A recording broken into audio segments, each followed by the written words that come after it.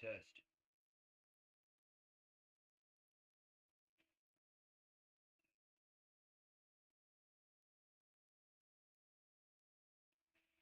test,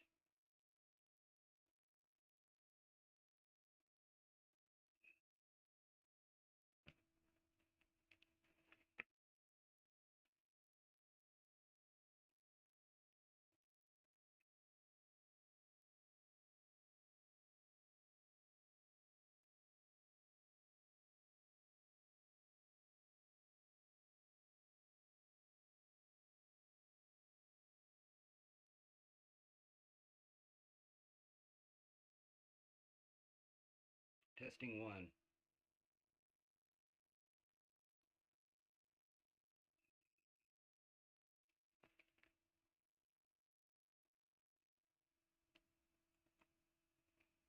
testing one,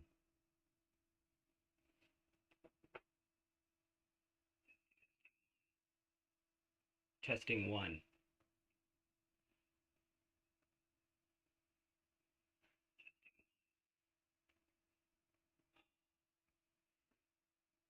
What's up, everybody? This is the Jedi. This is not a stream. Um, as you know, we've been having lag issues on the StreamYard software, and I've been doing a lot of tinkering and playing around with my software, and I need to understand if now with the OBS, I need to test it because I updated the graphics card, but only through Windows Update. Like I may need to do the graphics card from the manufacturer's website. The thumbnail is just a joke, and it's funny. Um, I needed something as a thumbnail. I was too fat and lazy to try to produce some amazing thumbnail, and that's some chick that was on something I was watching. I don't know. It's been a long while back now, and it's probably Instagram or Twitter or something. And she's so pathetic. Uh, and it was just she was saying, I forget what the issue was about. I don't know if it was about the New Orleans thing or it's something that happened. She was like, if you guys need any help, you need somebody to talk to, I'm here. Astaghfirullah. Anyway, so I need to look at this and see what I'm giving. And, but most importantly, I need to do a transition and see what the video will play like. So here I go. A lion and lioness. We still remain the same, we can't change. A lot of black people around the world, they Okay, now I'm want to understanding. dissociate I went to a totally themselves different video. from Africa completely. They don't want to Understanding. do anything with Africa. But this gentleman, I'll take all it. they think about is Africa. All they think about is redemption, they call it. And Dee asked him a question. What are you guys doing in preparation to go back to Africa? And they I need say, something with we're a lot of already movement. living like we are. Him and his locks are just not doing it for the judges. So I need something else. Well, I like any excuse to see anything on Ibrahim Traore. So let's see this.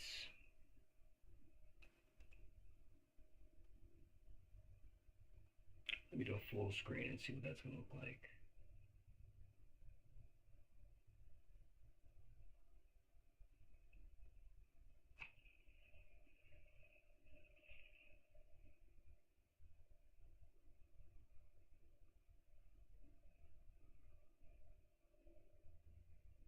Um,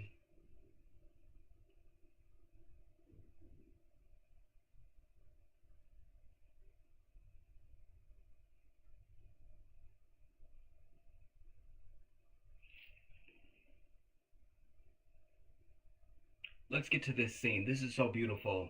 Even though it's not a stream, I don't know if anybody's even watching, but um, you just notice how my brother, our brother,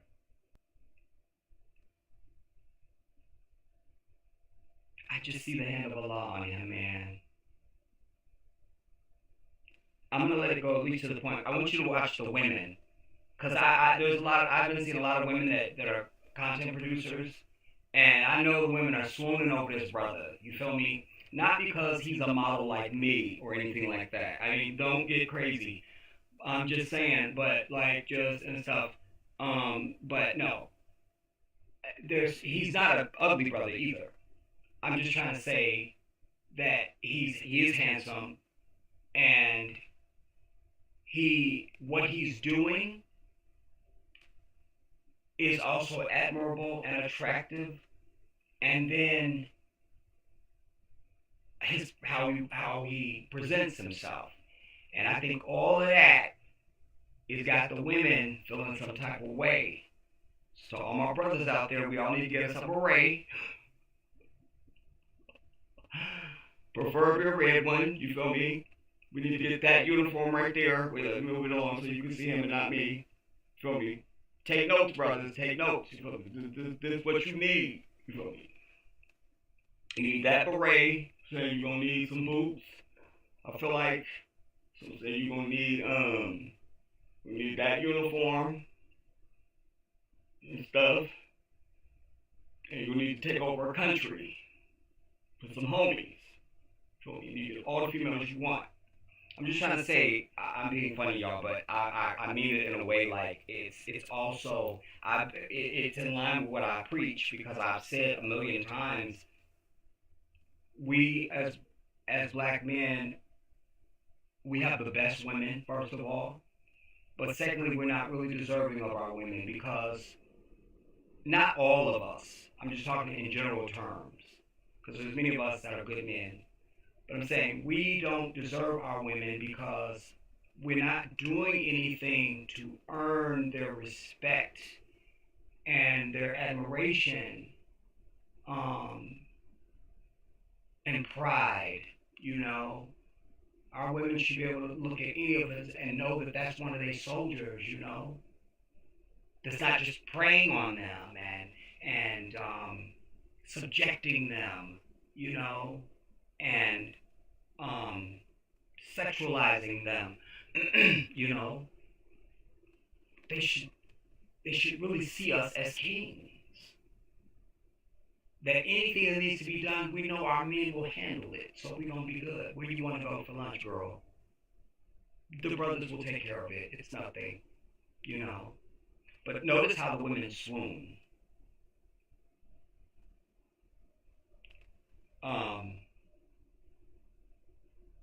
And I remind you, this brother is 35 years old. I did my research back when I first introduced you to him, and he was 36. But everybody's saying 35. Everybody's saying 35. Like, African news outlets are saying 35. So, which is crazy, because that means he's a lot older than me. And that's crazy. Like, let me get to the part where he's going down the line. Did I miss it already? From Yaki? Or is there another line? Okay, there was this little line here. And he does not shake hands. And I think it's a security issue. And I'm seeing a lot of videos coming from my brothers and sisters on the continent asking this question, why does he never shake hands? And I think it's a security thing, you know, because sadly he can't trust his own people. Remember, he couldn't even announce that he was going to be appearing in Ghana. They thought it was going to be an envoy, you know, some ambassador or something that was going to represent him, but he appeared at the last minute. So I think it's a security thing. But also I like it because it's appropriate to, like, I don't want you to be too comfortable with me. Sometimes your introduction can be too friendly and people take you the wrong way. Although he's internationally known, I don't think that would be mistaken. But I just like that he has it as a thing that he does. That's not my point. I just want to see us swooning over the women. And this gives me an opportunity to just test as I'm going. Is everything in frame? Um, is it lagging? Can I do the transitions? Um, will I turn into Ibrahim Traore while I'm sitting here? I mean, it could happen. I've seen it. I wasn't going to share this part, you guys. I wasn't going to share this. I wasn't going to share this. All right, fine. I think it was Sunday. I was in the mirror, probably washing for prayer, and I looked up and I was Ibrahim. And when I go out, people tell me we look exactly alike. So it's a whole thing. But notice this now, in all seriousness, though. But you also see the men. You can feel and see their admiration, their reverence for this young brother. And a shame that he is being received as me or Michael Jackson or somebody. And most of these men are his elders. Do you understand? And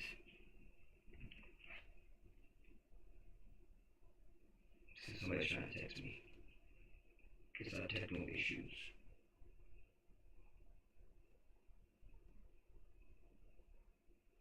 Oh, alhamdulillah.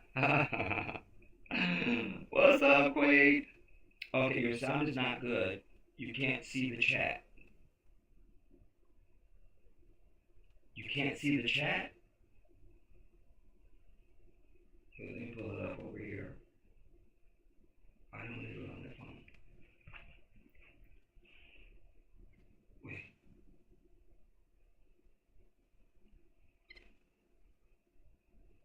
Okay, I see the chat.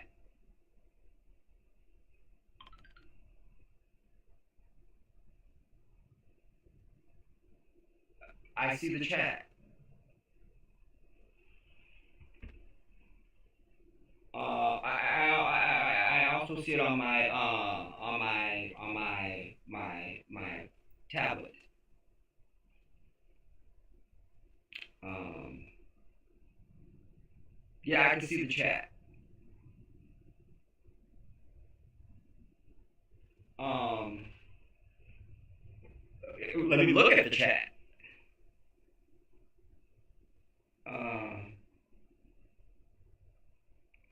Okay, I'm saying I sound lower. Original US, I see equally. All right, let me see if I can do something. Let me first switch over. Oh, no, don't switch over.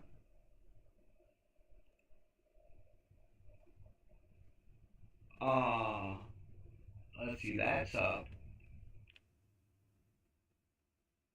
And those are up.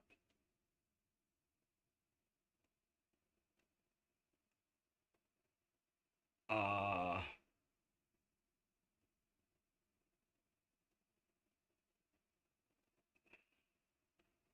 Test.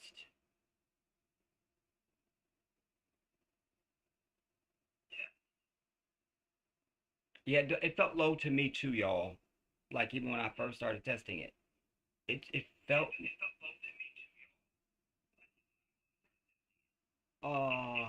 What do I need to do?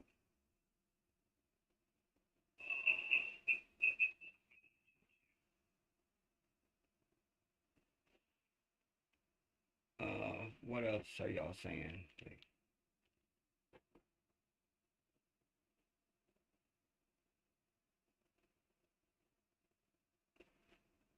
I don't like my image either. It looks pulled or something. I don't really know how to describe it. Just not really sure how to describe it. What else are y'all saying?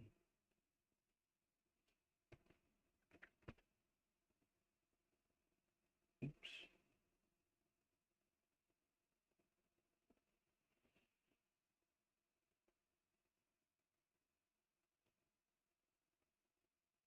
Ah, okay. Uh, LV Glam, good to see you. Says that we can see the chat, but there's an echo.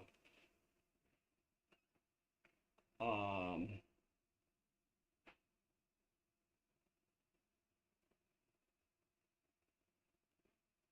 Original Dress is saying there's some kind of an echo. So everybody's saying sound.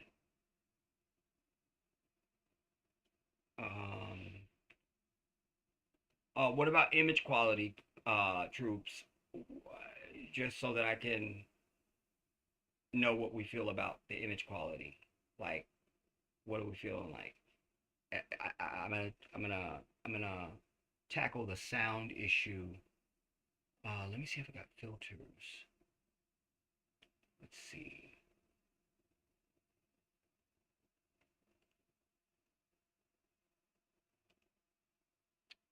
It won't let me do it while I'm on. That's a window capture, window capture. Um,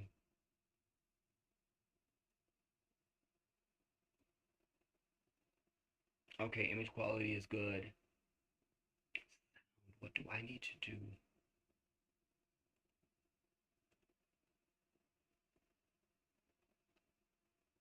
Properties.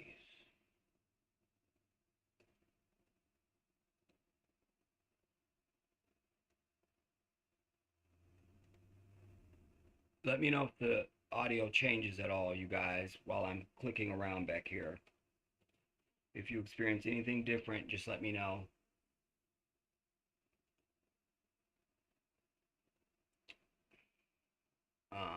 Let me look at my filters and see what I've got going on. I do have noise suppression on.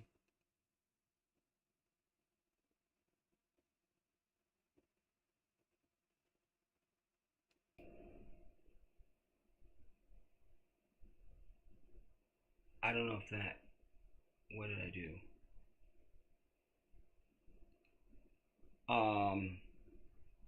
Any change to audio so far?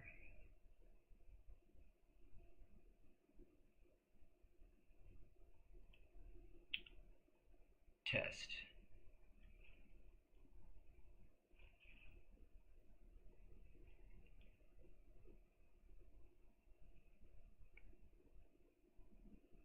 Test.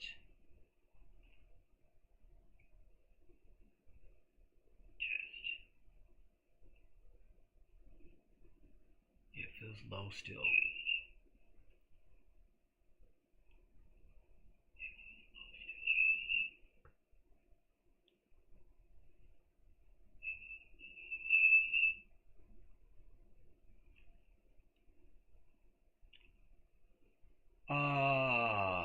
What else can I do?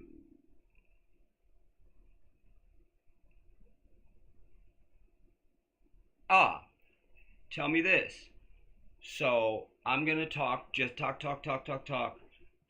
Then I want you to tell me if the video sounds louder than me, better than me. Let me play something.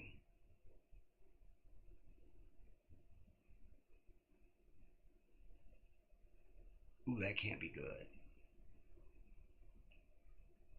The impact Burkina Faso's leader has been able to achieve in the past 2 years he came to office is tremendous. And this is commended Burkina Faso's leader, Captain Ibrahim Traore. Welcome to Afritate. My name is Basi. The impact Burkina Faso have made. And we are sitting here and we were talking nonsensical madness against that. He's a coup maker. He took. So the video sounds better than me, right? Yes? No? Yes? No? Yes? No? Somebody? Bueller? Bueller?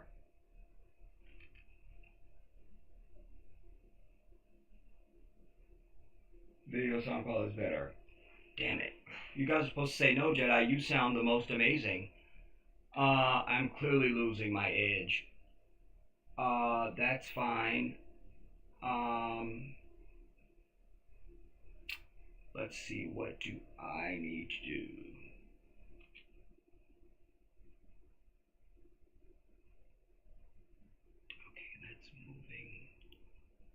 So my sound hasn't changed at all, right?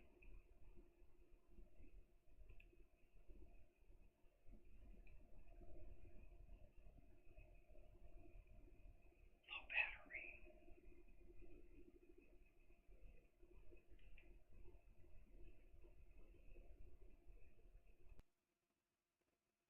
I think I can get away with that still. Let me just. What else do I need? What else can I do?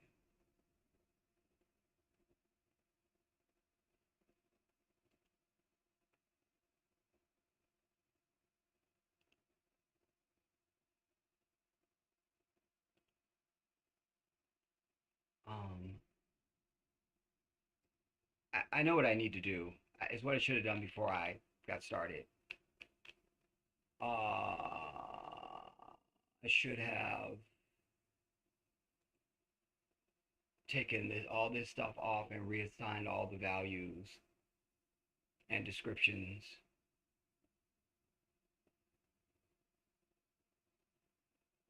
It's just one other setting that I want to see about audio.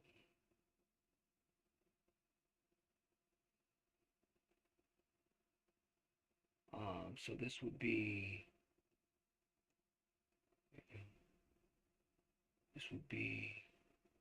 my way. So where's my way?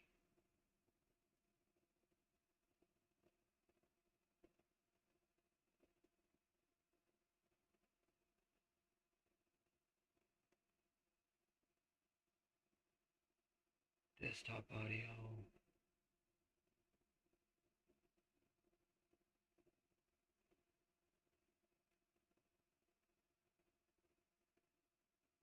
Where is the microphone?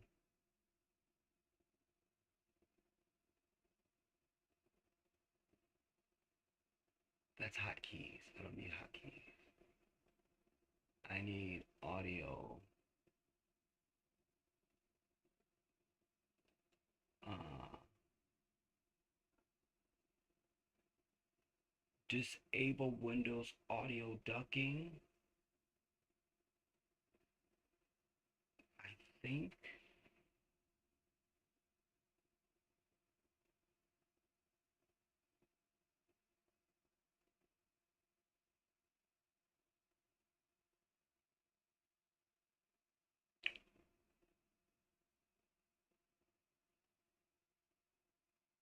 Is it good to disable Windows audio ducking?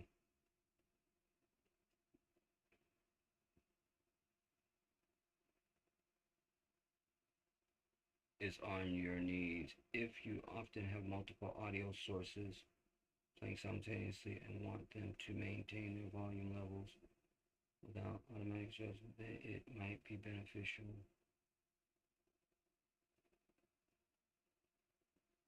But if you want system sounds like notifications to clearly be heard over other audio, then leave it. I'm just gonna disable it. It doesn't seem like I'm really gonna crash the plane if I do. Um,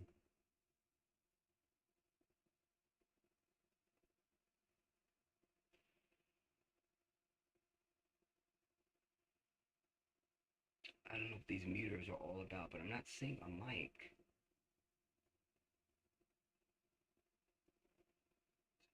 Stereo is the default setting. The desktop audio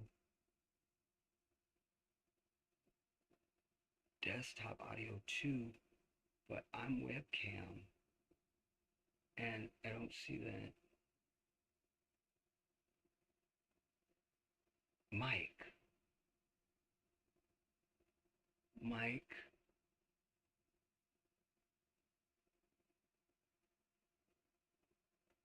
Okay, I know what I need to do. I want to say this, you guys, before I go, because I'm saying when I come back. If I come back, I'm gonna have to come back because I want to fix this issue today, inshallah, and so that if we can get it rectified, that would be really great, because then I don't need to think about it, and this can be our our latest option. I want to say this to you because I want you to think about this. And I should have titled this FBA because that's what I had in mind to do. Damn it, this could become a stream. No, but you guys can't hear me well. And so let me go to the other room and hear this really quick, everybody.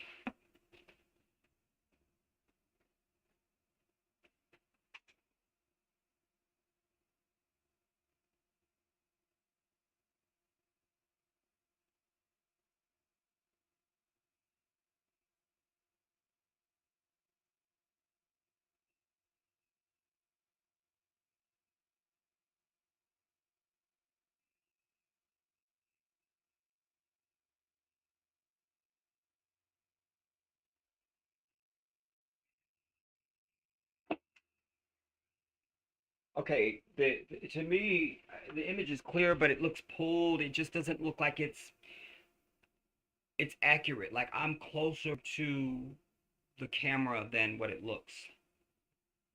This looks like I'm sitting across the room somewhere. Let me say this, and then because the settings that I need to play around with, I can't do them while I'm on. You know, this whole FBA thing, their claim, and I've been consistent because you guys know. Wait.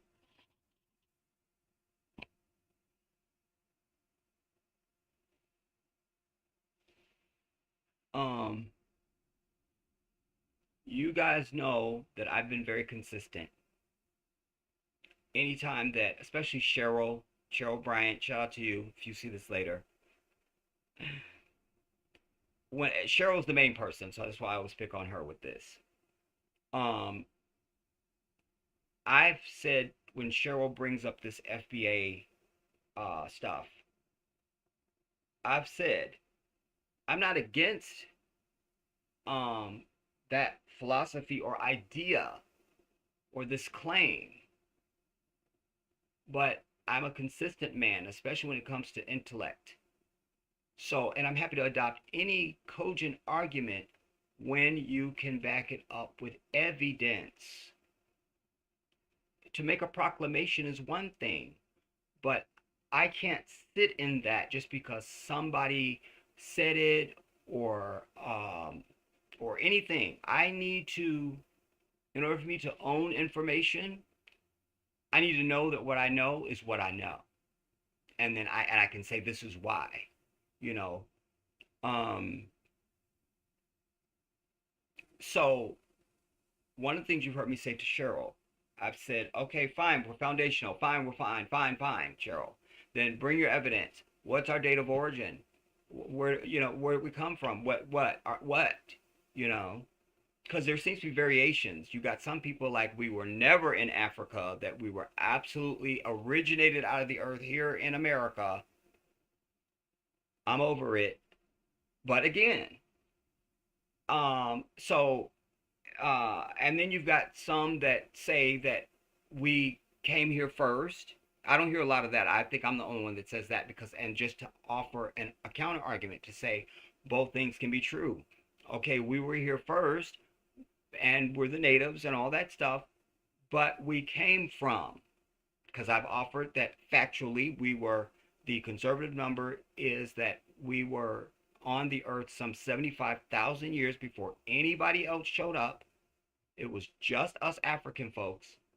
And we didn't just sit in Africa for 75,000 years. We had already mastered the waterways and understood nature and, energy and architecture and a whole bunch of things.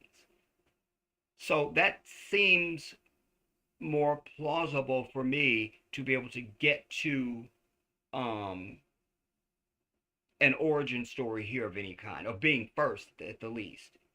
And what I just said is also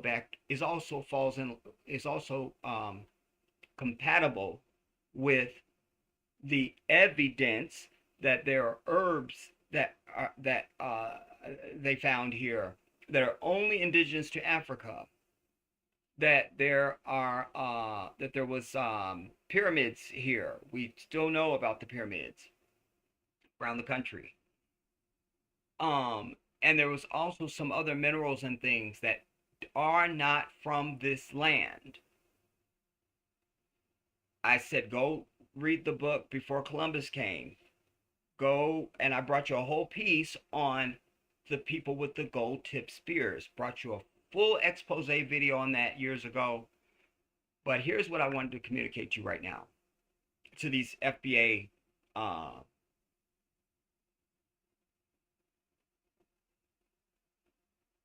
fanatics.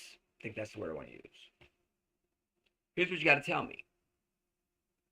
If your claim is that we're not from Africa, that we're from America, there is no, we came here and populated it first. If you're rejecting that, then if you're on that team of we were here already, just not, we didn't come here, we were here, like this is where we originated out of the earth from, then you got to be able to satisfy the following. And they also add that we weren't enslaved. And we didn't come on slave ships. So even if you're going to say we originated here, then where's the original language that the FBA was speaking? And if that is gone and you weren't enslaved, how did it get gone? How'd you end up speaking English? Why aren't we speaking whatever that dialect that you're going to tell me the answer to? Where is it? Where's the music that we had produced as foundational Black Americans who came out of the earth in America and didn't come from Africa? Show me that. Why don't we have any of the names that would have been associated with these people? Why are we Jackson and Johnson and Smith now? I'd just like to know. And I've got some others. I'll save those for when I come back, or when we do an actual stream. But this is the thing. Like, when we are going to make these claims, or any claim, you need to know what it is you're claiming and how do you defend that claim. So that's the challenge. If we came out of the earth here in America, I'm happy to buy it, but you're going to have to satisfy those questions for me. I'm just going to need that. And why I mention it is because I'm also going to bring you, I cited in one of my last sittings about Tariq Nasheed. I had many indictments, but my latest one of the latest ones I was citing is I was telling you how for a long time I hear him saying things that he's trying to promote this anti-Africa thing, like as if we should not be interested in Africa at all, you know. And so I'm going to bring you some things of him, and I think that's very dangerous, you know. But as I say, I already know what his ticket is, because as I told you guys, when I hadn't even gotten big yet, you know, on my 23,000 subscriber channel. I don't know. I don't know if I'd even reached 10,000 subscribers yet. I probably was maybe, I don't know. I could have been 1,500 subscribers at that time. I don't know. But what I'm trying to get to say is that I had been exposed enough that I had more and more people coming and saying, you know, you should join with Tariq Nasheed. You know, you guys say the same stuff. I always threw that out because nobody on earth speaks like me. I'm waiting to find that dude or that woman. And so that was inconsequential to me. But I knew they knew about me. I knew it because I was exposed enough. And because I'm aware of my own uniquity and my presence in any situation you put me in on the earth, I know they knew about me. And if people were telling me about him, then they were telling him about me. I had no idea who he was. So when I first went to whatever somebody told me to go to, I was already blocked, bitch. Already blocked. Already blocked. Because I represent responsibility and accountability to many Black Negroes. because I'm the real deal. I'm the real deal. It's only recently that I heard him saying with the dust up with Fat Joe, but I'd already said it years ago. I did a whole video where I was indicting him, Phil Scott, there was some guy with a Spanish name that everybody hated, rightly so. Him, just any big black YouTubers that I identified, I was citing them all in this video, saying, "Where is your movement? Where is your movement? You've been on here longer than me. You got way more subscribers than me. Where is your movement? Where is your movement?" You see? So they are all in a class that wants to look like they're amazing. And then he was part of the hidden colors thing. So that's supposed to give him clout and validity with the community, as it should. But it also comes with responsibility. So, but what I'm trying to express to you is that there is that class of Negro, and they would be in the same vein as your Congressional Black Caucus, any black mayors and police chiefs, city council people, anybody black in high positions that don't do shit for black people. They want to be in the position, and so they have the visibility and the recognition, but they're never going to do anything of merit. You see? So fine, he was part of the Hidden Colors, and he has his following and whatever, but there's no movement. There's no call to action. None at all. He probably wouldn't even get his nails dirty. Do you understand? So we have to be over people like that. At the very least, we need to identify them for exactly what they are, and then just take them for that. And don't start visiting other accolade and representations upon them that they do not deserve and have not earned. Do you understand? None of them are martyrs like me. I am a martyr. I've always been a martyr. My whole life is riddled with being a martyr. That's who I am. So I said that to say that I was going to make it part of my next stream to show you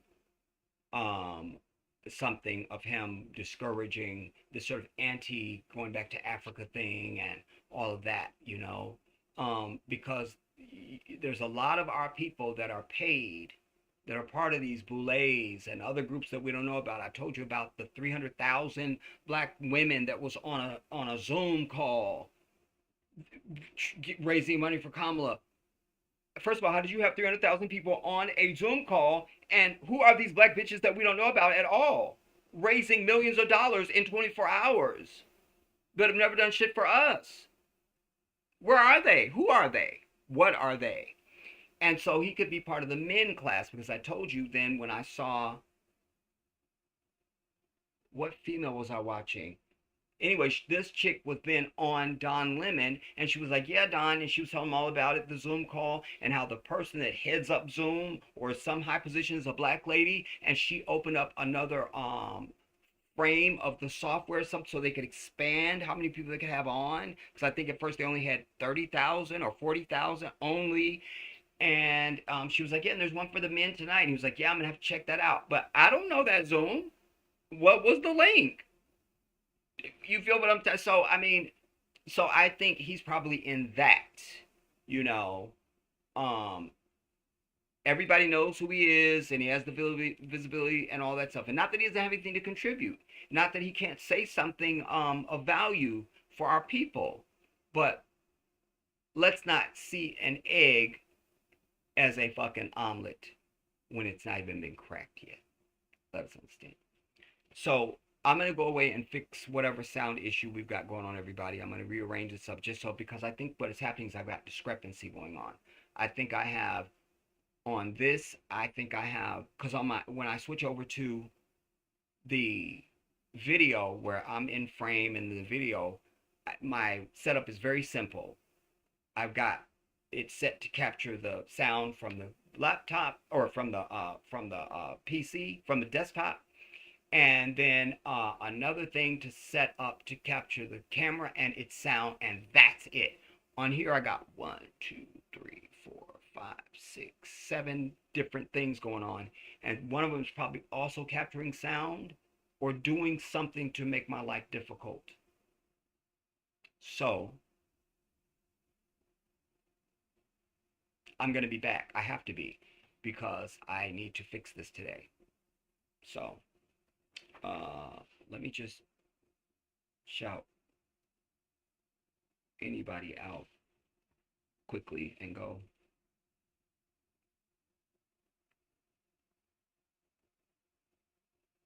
Mama E, 1999. Shout out to you. Khalifa of the Most High. Salaam alaikum wa rahmatullahi wa barakatuh. Supreme Goddess Nani. Andrea. The LV Glam. Original Jewess. Black Beauty Always. And CS. I don't think I missed anybody. You said the sound is good now, Andrea? I mean, Black Beauty? Is anybody else thinking that?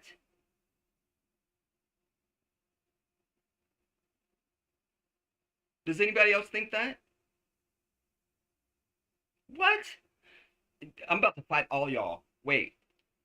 Now, y'all, it's still January. I've done good. I only had 3 bodies left. Okay, it might have been 4, but okay.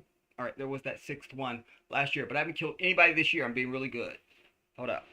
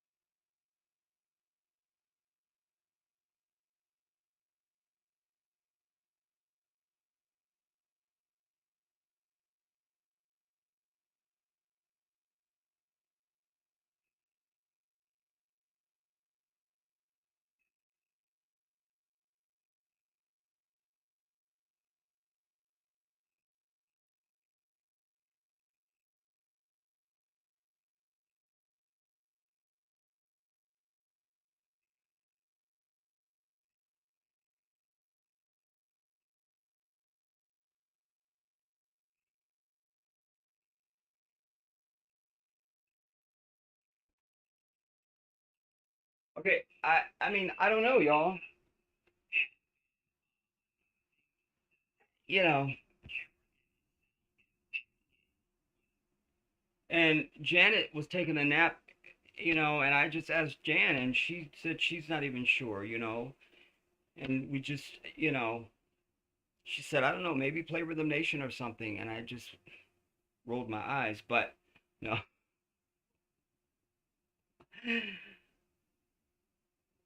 I'm not mad at it, but I I have told you since you knew me, I take care of my audience on so many levels, and one of the things that I always endeavor to do is make sure there's no technicals that are in the way for you. I want you to have a good picture. I want you to have good sound. I want to have good lighting. I try to look as good as I can to represent us, And I just want it to be an easy experience for you. So I'm not mad, but it's y'all, man. It's what you think. Like, what y'all think, you know. The Now I don't see the chat at all. Oh, there it is.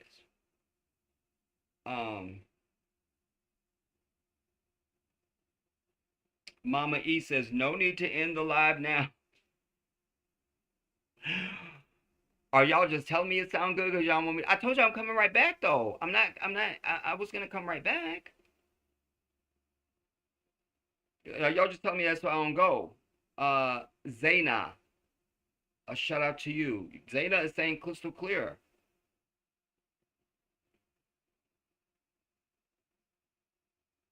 Son, Son, you will tell me. Son, tell me. How is the sound? Is it loud enough? And you know, I'm talking louder than when I first got on. Y'all know I have dynamics. So sometimes I'm louder than other times, you know. So, son, you tell me um the picture and the sound. What you think, son? That's a good point, Mamie. Or Mama E. That's a very good point. Because you don't have anything to compare it to. That's good. Okay, San says it sounds good and can see me good. Okay, but here's our other issue, guys. Which I could do it after it's over, but the thumbnail that's up there is some nonsense. If this was supposed to be a real stream. I guess we'll just go a little bit. I guess. Let me see how it sounds on the tablet. Oh my god, it just went out. So let me grab it.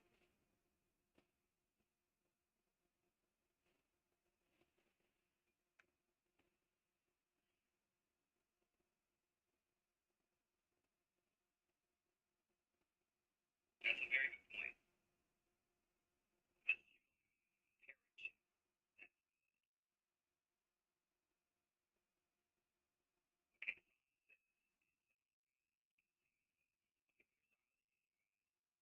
Which I can do it after. Yeah, the thumbnail is a little. Where did I put this at? Because I made a note so I could show it to you. So I should be able to get my hands on it.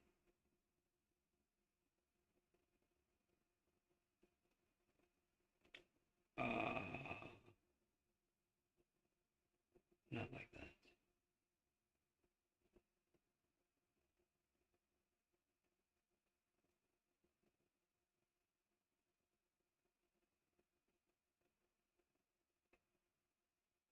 Plus, I was just trying to get this test in between prayers. I made a note, y'all. Just give me a minute now. Aha. Clip on. I'm glad I made a note for myself. Alright, quickly because this. Alright, fine.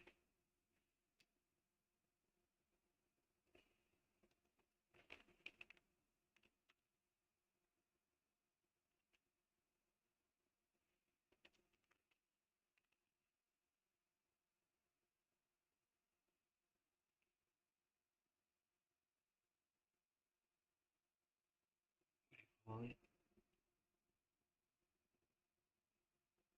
bookmarks.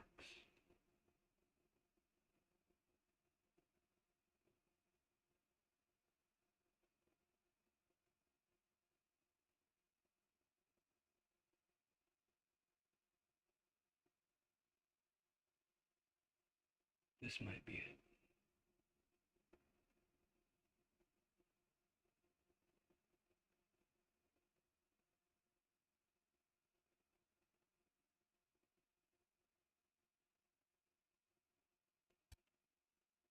Records, and I was coming to Cherokee too. so they Oh no, I know who they are. Oh man, I got some really good stuff back here.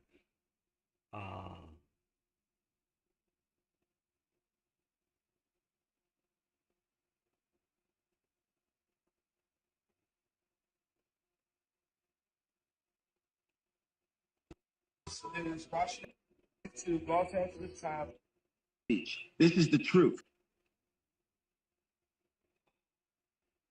This is all so good. Some really good stuff I want to show you guys. In different stuff. Like, of course, everything here is good because that's why I saved it.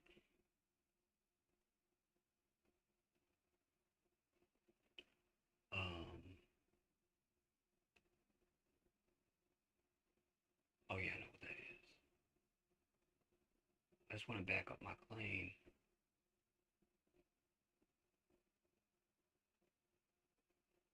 I can show you better than I can tell you. And sometimes with our folks, even if you tell them, they still need to see it. Also, while I'm trying to find this, you guys, I'm going to be bringing you something on Karen Bass, who I have no love for at all. But she is, and you know, maybe that's what this might end up being. Just kind of all over the place stream. Just not any specific, but multiple, like just like a hot topic thing. But this Karen Bass person, who I don't like, but I'm always here to defend the truth. And when you see her family, it will tell you volumes about her. She's really bizarre, dude. She's bizarre. She's bizarre. Ain't nobody in her family black. I can't. I finally heard somebody saying this guy, he knows the Dinah Ross family. He knows, I guess he's just friends with Evan Ross. At least that's what I came away with. And he was saying he went to, it was somebody's birthday, I think one of the grandkids or something. And he was like, and just like, don't nobody at that house look like Dinah Ross. Nobody. You know. And he was just saying, finally I heard a black man say exactly the words I say, that I know is innate to the heart of any black man. If you got kids that you smash to have, I need my son or daughter, when they look at me, I'm looking at myself.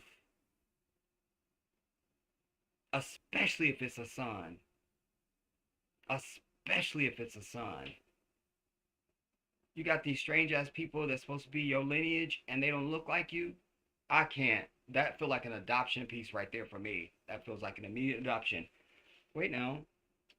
Do the video, you have the clip on X of him trying to discourage black people from going back to Africa and identifying as Africans. Okay, so I'm looking.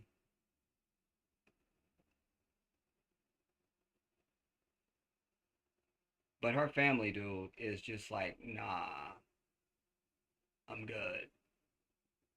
Ha! My lord, we have it. And I forgot about this extra addition to the clip, because this young brother that's in the clip, he's perfect. Because he's not sophisticated at all, rough around the edges, but understands what he needs to understand. Let's bring you in. Mutual relationship. I gotta fix this thing. Every time I click something, it clicks. One, bring you in.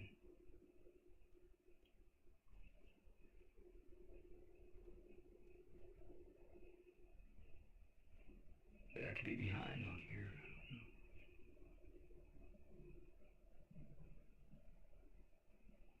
I know, Mama E. Okay, we're switched over. Hopefully I'm not too much in the way. I want you to see this young brother. Alright, let's go. Let's go. Here and look, I'm down for trade. I love doing international business. I'm down for trade. I love doing international business. Does he do international business at everybody? Anybody? Like, I'm not trying to throw shade yet. If that's true, then that's fine. But just, is he doing international trade? Anyone? Bueller? Let's go on. Here and look, I'm down for trade. I love doing international business. That's why I don't mind people going over there. Go over there to Ghana and start setting up something where we can trade. I agree with that as well, as far as our brothers and sisters. Not him go over there and do anything so we can set up anything so we can do trade. You see? And he's saying it with this authoritative professorial tone as if they need us to trade with them, and they don't. But also, somebody go over there and set up trade, but not him. I'm going to try and shut up. I'll start over. I'm going to try and shut up, and then Bitch chapter's over. Here. And look, I'm down for trade. I love doing international business. That's why I don't mind people going over there. Go over there to Ghana and start setting up something where we can trade. I agree with that as well, as far as our brothers and sisters of foundational Black American freedmen lineage going to wherever nation offers us an open hand for like dual citizenship or what have you, because this is going to expose something for everybody to see, especially when the more well-known people go over there. Like you said, we need to start opening up mutual relationships where we help each other business wise. And it will be nice to see some of these nations actually speak up about what's going on over here with the likes of Sonia Massey, Robert, because they see these things. And I say that it's only fair that they do this because we've had a historical track record for speaking up for many people around the world when they've been grievously harmed by white supremacy or any issue. So it's time for them to reciprocate that. And if they don't, it's going to be seen on the world stage, because the only thing I would ask of people like the brother Umar here. You see there, right there, out the brother Umar here. This is the biggest mistake you can make, everybody. You don't go to Africa and act like they owe you shit. Don't ever do that. We come from a proud people. Not to say that you could entertain that conversation or idea or something like that, but we come from a proud people, and Africans do not take to being disrespected at fucking all. Let's be very clear. You go there with that, you'll get nowhere. Like as if they owe us. But you're not from Africa. You foundational, so why would they owe you anything? That's one of the authors of the FBA, isn't it, everybody? So how would Africa owe you anything when you're not from there at all? Well, we'll just go on. Maybe we'll get an answer. I doubt it, but we'll see. Yes. If you try to do that, and you see that they don't want to reciprocate that, then be honest and tell the truth. Yes. We have to enter into this new era. If we're going to have any kind of unity with people outside of our lineage, it can't be built on falsehood. It can't be built on selfishness. It's got to be built on mutual reciprocation and To be real brief, I actually live in Ghana. The citizenship thing is all going through the African American Association of Ghana. So if you're not a member of that, you don't know somebody in that, you can't get somebody into to push you in, they're not getting that citizenship. So to all those Black Americans that don't consider themselves, I'm from California, born. See there, now this is the brother. Now, after all that highfalutin, hierarching, this basic brother, I mean that with love, comes in and just makes it all plain. Go. So to all those Black Americans that don't consider themselves, I'm from California, born and raised here, family been here in Americas, in the United States for generations. You feel me? And y'all like to say we're not the same as the continental Africans. The American Africans and the continental Africans are not the same, right? Okay, cool. Look, I'm pushing my African landlord, right? Me, you not the same either. So if you was born here in the United States, you not African, we not the same. You feel me? We different. That's cool. Excellent point. I didn't get that when I heard him the first time. He's saying to the likes of the Tariq Nasheeds and anybody that's claiming that FBA, he said, so that means if we're not the same as the continental Africans, then me and you are not the same either then. When we have to get to Africa, you and me aren't the same. This is what the brother is saying. And you not the same either. So if you was born here in the United States, you not African, we not the same. You feel me? We different. That's cool. Be who you want to be. Just don't try to jump on this African ship later. When you see us doing our thing, we get these holes in this boat, and our ballast tanks and all that get the floating, and the sails is doing their thing.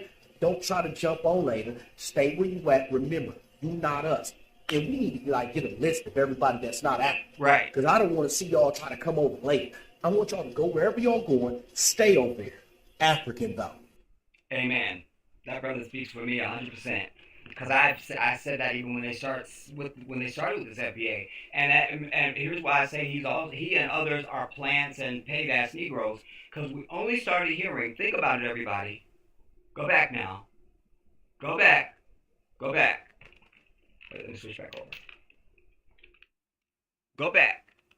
You did not start hearing this FBA until there was a real serious conversation about reparations in California, and that it looked like the governor was even going to be on board once they finished their fact finding and whatever the distractory bullshit they were going to be doing.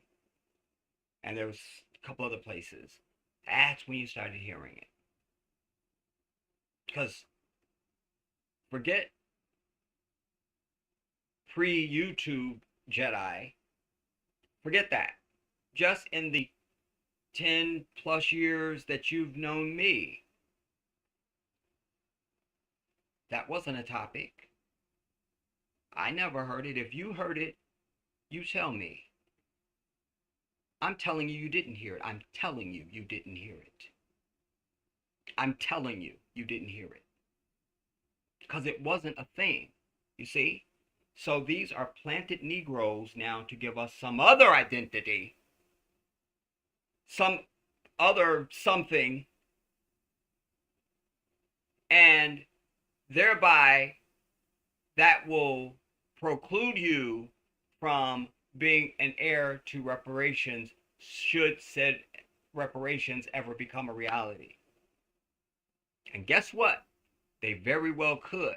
And I'll paint a scenario for you, because we see what's happening. That's why you got to follow me on Jedi Africa, everybody. If you're not already following me on Jedi Africa, you need to go and follow me on Jedi Africa, because I'm covering everything Africa there.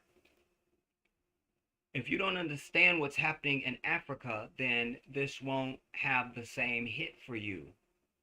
But it's a very real possibility in the not too distant future, not too distant, that the things that are happening in Africa now are going to give us more power across the earth. It's going to be real hard to disrespect an African person anywhere on the fucking earth, because we own every goddamn resource on this bitch.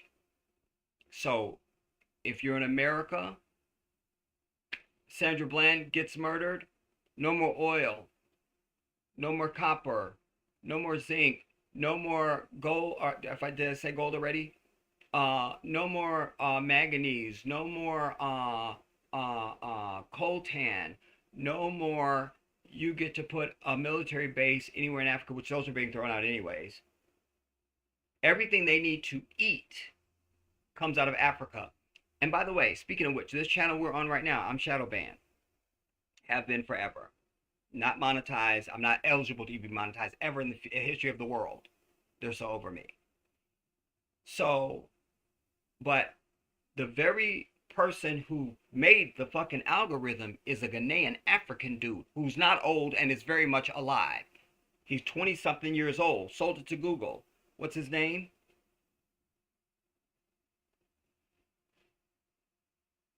This brother's name.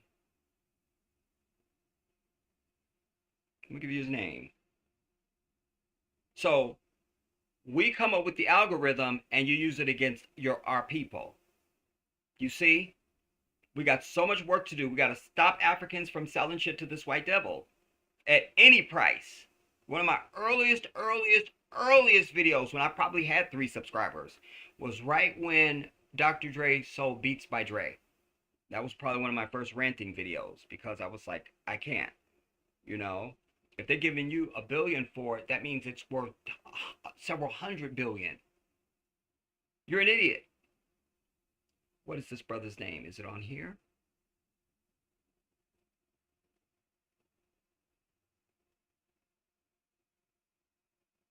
Might be on the other phone. I have it. Bear with me. So I tell you his name. There he is. His name, everyone, is Idris Sandu. In high school, he came up with the damn algorithm. And he was given the an honorary presidential scholar award from Barack Obama. And that's what the brother looks like. I don't know if you could see.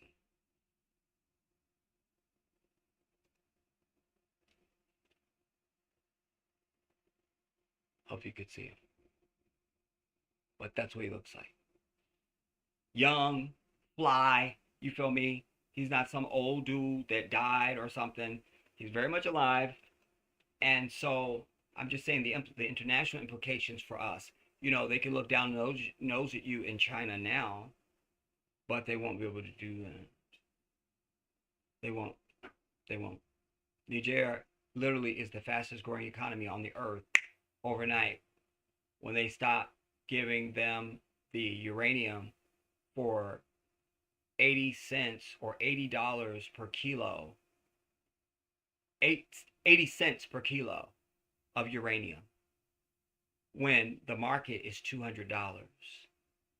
Just the uranium. Just the uranium. And the gold that Burkina Faso recently produced, because they put together their own gold refinery. The 40 tons, they made bars, these huge bars. I think it was like 40 tons or something like that. Just those 40 tons, these bars, not only were they're worth, I forget, like $83 million.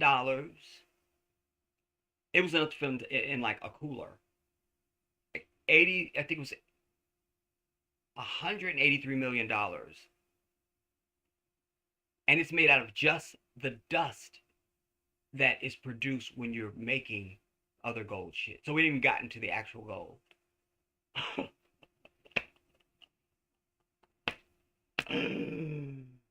I love it. So the gold market is very unstable now because we don't know. You see, uranium, everything's unstable. The bastard, Macron, he's in the hospital now. Hopefully he's about to die, inshallah. But he's in the hospital because of this recent comment that he made. Because he's ass hurt over all the Francophone countries now, because it started with Mali and Burkina Faso, or Mali and Niger, and then Burkina Faso, and they formed their own Sahel bloc now, and they united. They've produced their own passport. Thank you very much. And they're producing their own currency that's going to be based obviously on all the shit the riches that they have.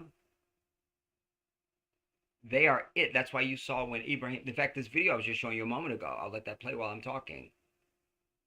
This video that I was showing you a moment ago was why he. Oh, perfect. I need to go back to this anyway because I was trying to show you how the women were reacting to him.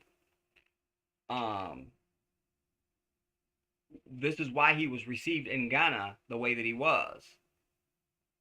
256. 1. 256. That's close enough. Wait, is that 256? No, not. 244, 251. Just let this go. And now Chad has thrown the French military out of their country. Senegal has thrown them out of their country. Togo has thrown them out of their country. Cote d'Ivoire has thrown the military out of their country.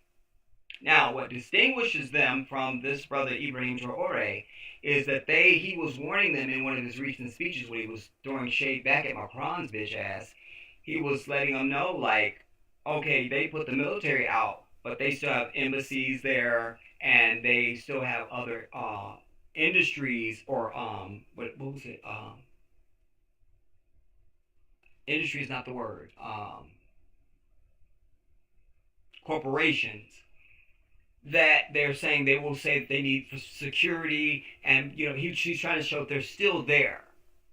They're still there. I have a piece I'm going to be bring you on that over on Jedi Africa anyway. But he's basically saying they're still there. He's saying what we've done, we're over all of that. Like, we don't have no ties to their ass at all. At all. Get to the women, Jedi. But again, I want you to also notice how the men are receiving him as well.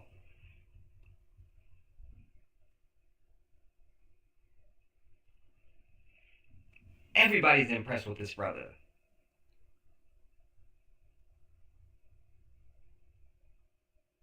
He's so kind, so gracious.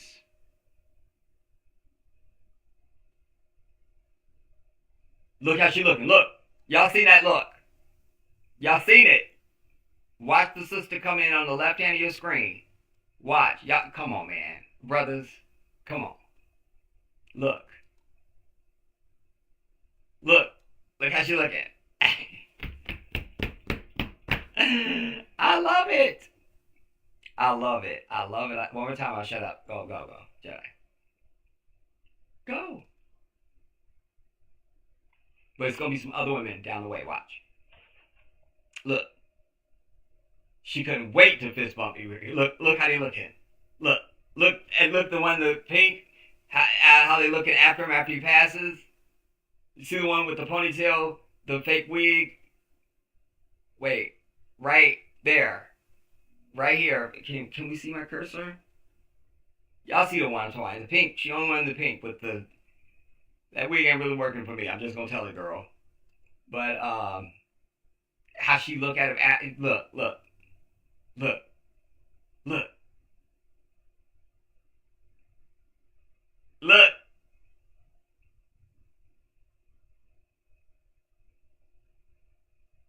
You know they're gonna be like, girl, Ibrahim.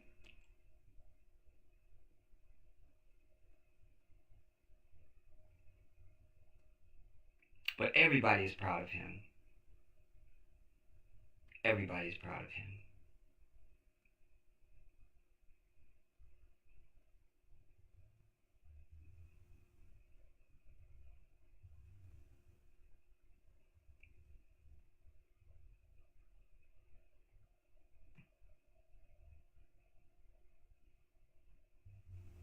But I saw a brother who, again,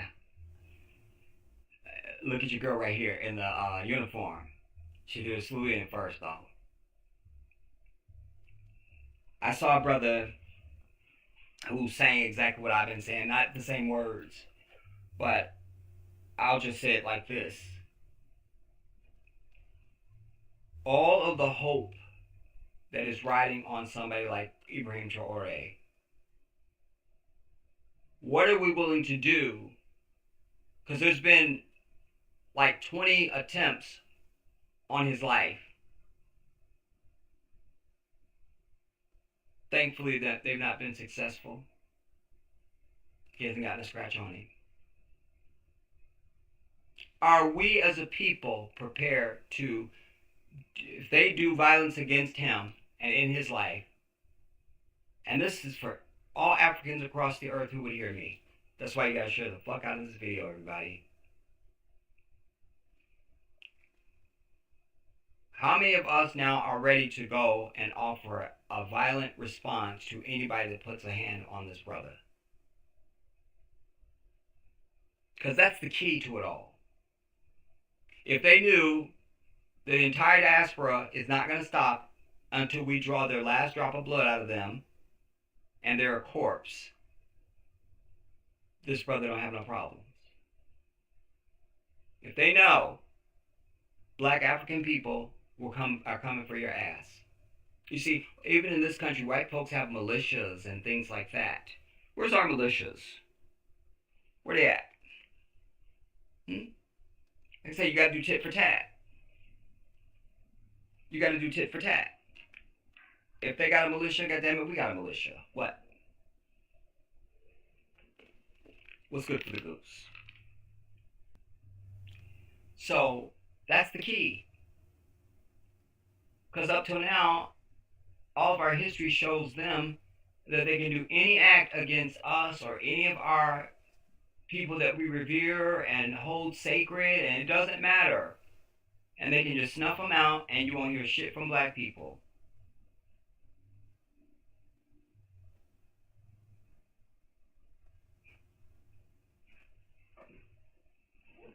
That's the part that's disappointing to me. You see, the pain is always double. You gotta suffer the pain of whatever event it is against us, and then the triflingness of your own people. It's a double stab. It's a double stab. Anyway,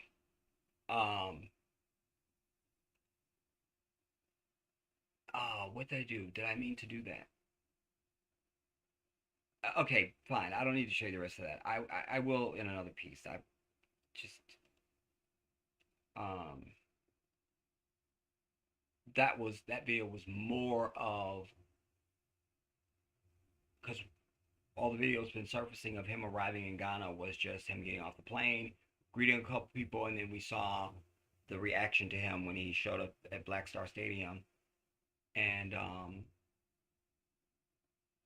then I saw another video where now it's John Mahama, the guy whose inauguration he went to in Ghana,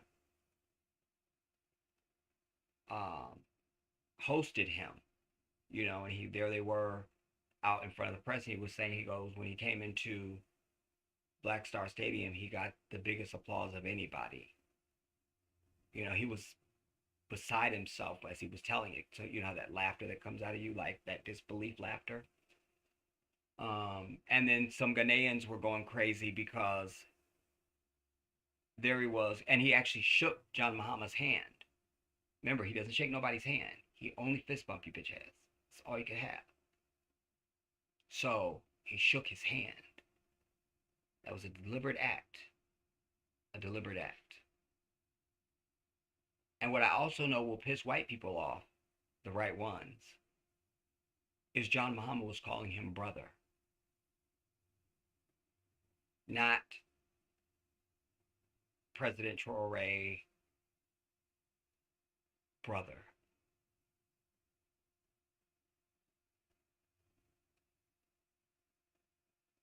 I mention all that to say, everybody, of the case I started out making for you, to say that if we play our cards right, and if Allah sustains these brothers in Africa, I'm adjusting. You're not tripping if you think the screen is doing something, y'all. It's not you, it's me. No, I should leave this one alone. Let me stop playing.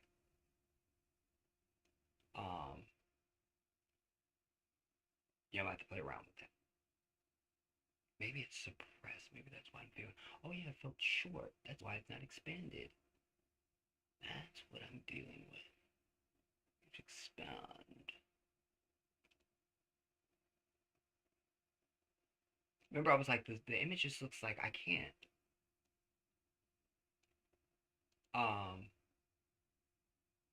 That still isn't perfect, but it'll get me through right now. And all the other countries now, so all the other countries that I told you, besides Burkina Faso, Niger, and Mali, that are completely over the fringe now, if the rest of them go further than just putting the troops out and take control of the resource like this brother has done, we're on our way to a unified Africa, everybody. We're on our way. And our brother has already put out the SOS saying, offering other leaders to join. But that's a two-pronged move right there. But he made it clear, if you want to be completely over the West, the Sahel bloc is for every African leader who wants to be part of the Sahel bloc. That's one piece. But only if you want to be over the goddamn West. White folks. The other component is, by making this offer so publicly, then everybody in every nation that don't take him up on it knows their leader is not about leaving the goddamn West. And their ass should have a coup staged up on their bitch ass. You understand? We're going to get victory for African people by hook or by goddamn it crook. Forget nice.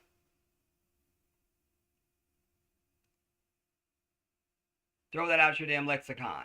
There is no nice. We're not interested. Not interested in nice. So to make that a full circle now, that brother that was speaking, saying that's from Compton, is saying exactly the right thing. So if y'all not um black Americans, then that's fine. Then just hold that same energy when we start really popping off and start making all these gains and everything. You know, we already have African countries that are giving us citizenship on site. You feel me?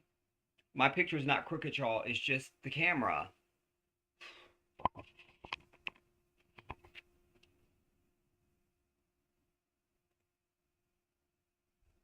That's making me look bad.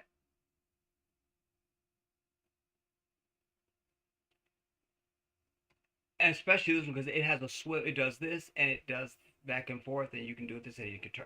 I can't.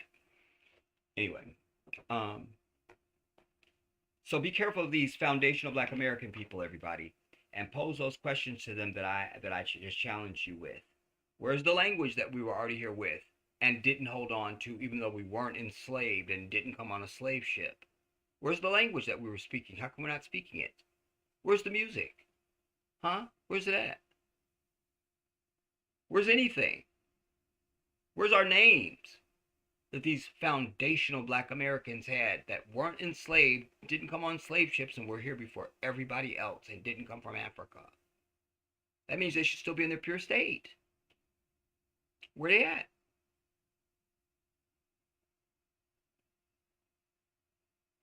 Does that make sense to y'all? Talk back to me. Am I being ridiculous?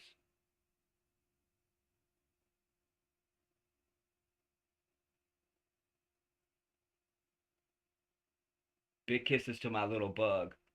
I'm trying to keep it clean, but I got a couple eyes on me. Some little tiny bug eyes.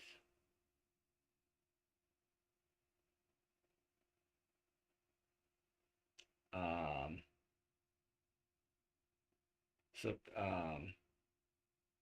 Supreme God should say we need more Ibrahim Torres to rise up.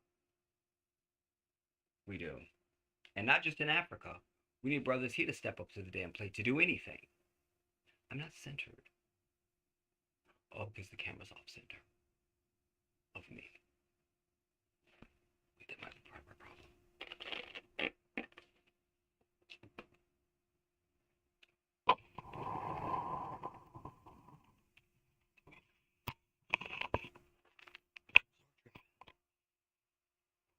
Don't start tripping because I will kirk off. I will kirk. All right, let's just get that picture out of frame so it doesn't give me a headache in my eye. I'm actually bring it more in frame. I was trying to center me.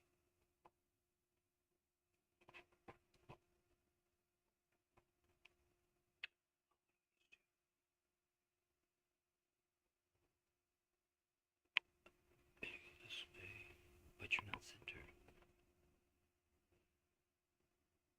Oh, because how you're sitting.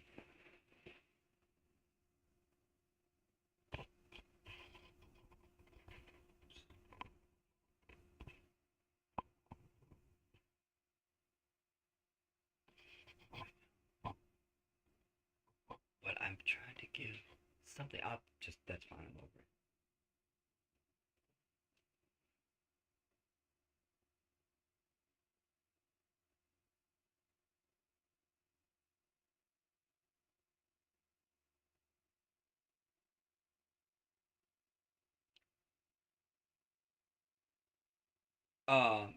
Mama E, you say, so what time you want us to come back? YouTube do not send out notifications on my end. And that's the story of my life. All my life. Grinding all my life. Sacrifice. Hustle, pay the price. That's why I cannot stress to my people enough, everybody. I need you to thumbs up everything that I do. You can't just thumb it up. You gotta, when you think about it, you gotta check back and make sure. You understand? I literally watch my thumbs up change in front of me. Literally. And not for the gain. I also need my people to subscribe. There's a way to overcome their so-called algorithm. But as I told you, I know there's white people in a special building in a room watching me every time I click anything. I know that because they are pathetic, reptilian, demonic, blood-drinking, baby-eating devils. I know that.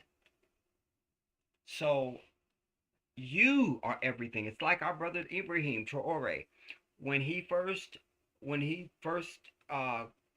they first staged the coup and threw the puppet out and came to power. They have a military in Burkina Faso, but he was like, we got to build up our military because now they were going to be getting rid of all these French soldiers, so they don't have what they had with their army plus the French. So when he offered his people, 90,000 people showed up. Like, we ready? What? We ready? We ready? We ready? And when I've seen videos where they're talking to the average citizen of Burkina Faso just out on the street, women and men, saying they will give their life for this. I'm just asking you to click subscribe and click thumbs up so we can overcome this devil.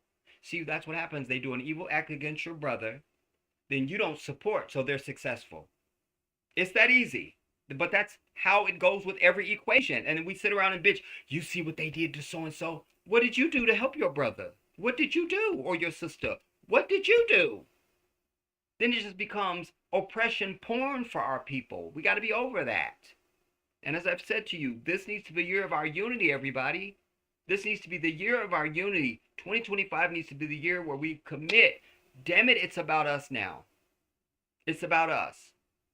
It's about us. Every black channel I visit, unless it's a coon, I subscribe and give it a thumbs up.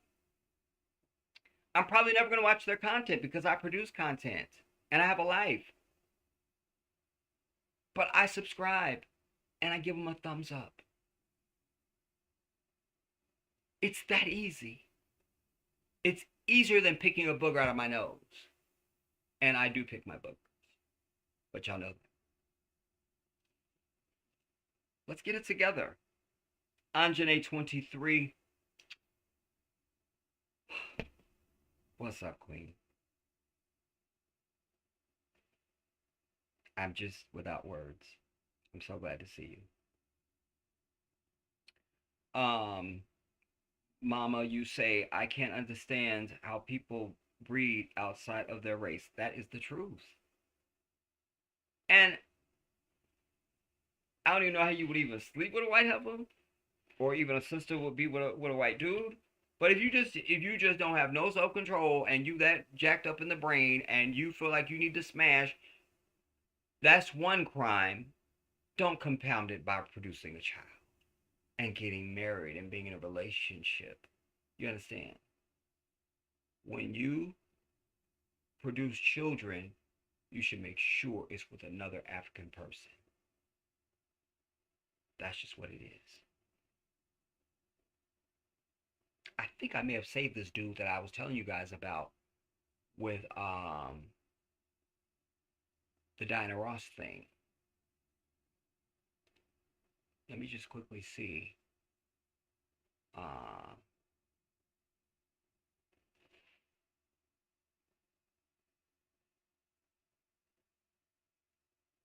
Wait. You also say, I've never heard of Tariq doing international trade. Thank you, Mama.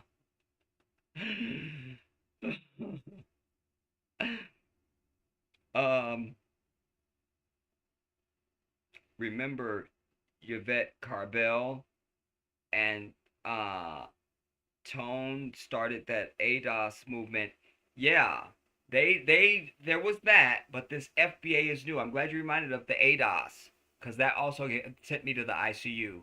I think I was in there for like a month and a half. It was touch and go. They didn't know if I was gonna make it. I'm still on medication for it. I can't talk about it. But yeah, her ass. And also, who's the chick? Angela Rye. She's another operative, we'll call it. She is another operative. I'm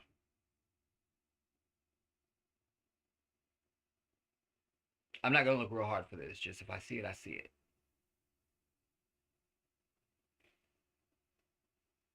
Because there's other stuff that I can show y'all. And that I wanted to discuss. I just wasn't planning to do it now.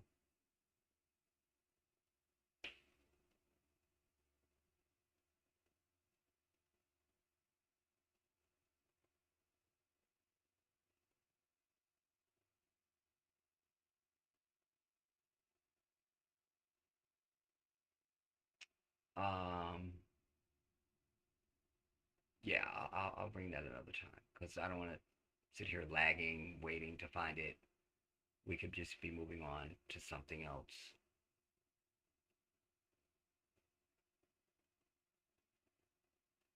So be real careful for attaching your wagon to those people, everybody, because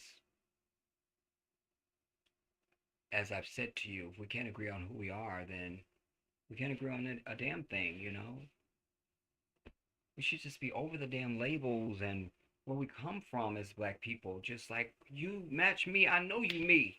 That's all we need. That's all we need. That's all we need. Listen, I have to tell you this story. And I say again to you all who have a actual heart beating in your chest, that I told you about our sister who was homeless, and you can still step up and do something. You can either put something on the Cash App or you can put something on the GoFundMe. Either way. And thank you to Willa. But I mention that now because, and I should say this to you guys too. I told you in the last stream, I've been jumping through every hoop that I know how to try to help them to be sustained. I'm out of tricks. I'm out of tricks. My bag is empty. I don't have anything else I can pull out of my ass. I need you. She needs you. She needs you. She needs you. And I was going to say to you two things. First, I don't know how much more longer we're going to have to try and make this boat float. You know, they're in a hotel, but it's been hell since October. Or no, not October, September. Since August, September. And I just don't know how much longer we can make it float. But I told you all that part of the reason was earlier in March of last year, she got injured. She took a really bad fall. I was literally on the phone when she fell. In the rental office of the apartment complex she was staying in, no less. But it's always raining cats and dogs in North Carolina. And long story short, what I'm trying to get to tell you is that somewhere down the road, there's going to be a settlement for a lawsuit. In fact, we just spoke with the attorney this morning, even just getting an update on the case and so forth. But in the meantime, do you understand? So do what you can, everybody. Do what you can. If you can't do something, tell somebody that you know. Tell somebody that you know about me. Tell them I'm trustworthy, that I'm a good man. Tell them about this cause and tell them to help. Whatever you got to do. But I said that to say this.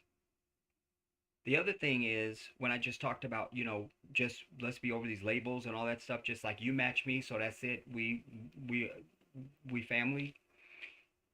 I mentioned that because I mentioned this sister right now because what I'm about to tell you right now. They're in North Carolina. I don't live in North Carolina. I've driven through there a couple times. Certainly, I know consciously the last time I drove through North Carolina myself was when I moved from Atlanta to Maryland. That was some decades ago. But I've never been to North Carolina. I don't know nobody in North Carolina except them. I called the mosque that's near them.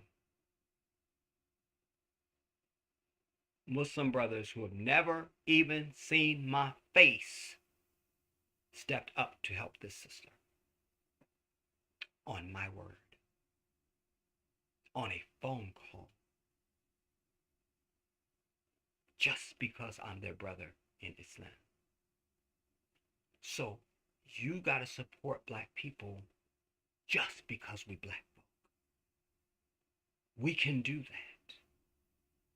This can be done. It can be done.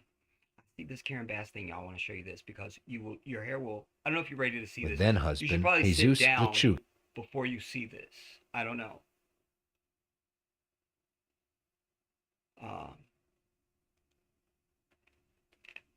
She's an odd looking lady to me anyway. She could not get it. And it just, the energy I got from her was just sort of wispy, and I don't trust her. She's definitely a follower. She's only mayor because of something else. I don't know how she's mayor, but I'm defending her now because she is the mayor of Los Angeles. Pacific Palisades is not her damn beat. She's not the mayor of Pacific Palisades or any of these other cities you're hearing about. It's very specific. Only one of these fires was even in her jurisdiction. So take that to the demons that are out there proclaiming. Did I switch us over? That are out there proclaiming and trying to put it all on her. Now, if they want to blame Gavin Newsom, the governor of the state, I'm not in that. That's not my ministry. He's the governor, so I guess he's fair play for whatever you want to indict him for. That's not current. But you got to see her, though. Did I switch over? You're number one.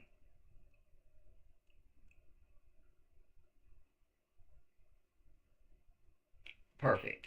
Hopefully I'm not too much in the way.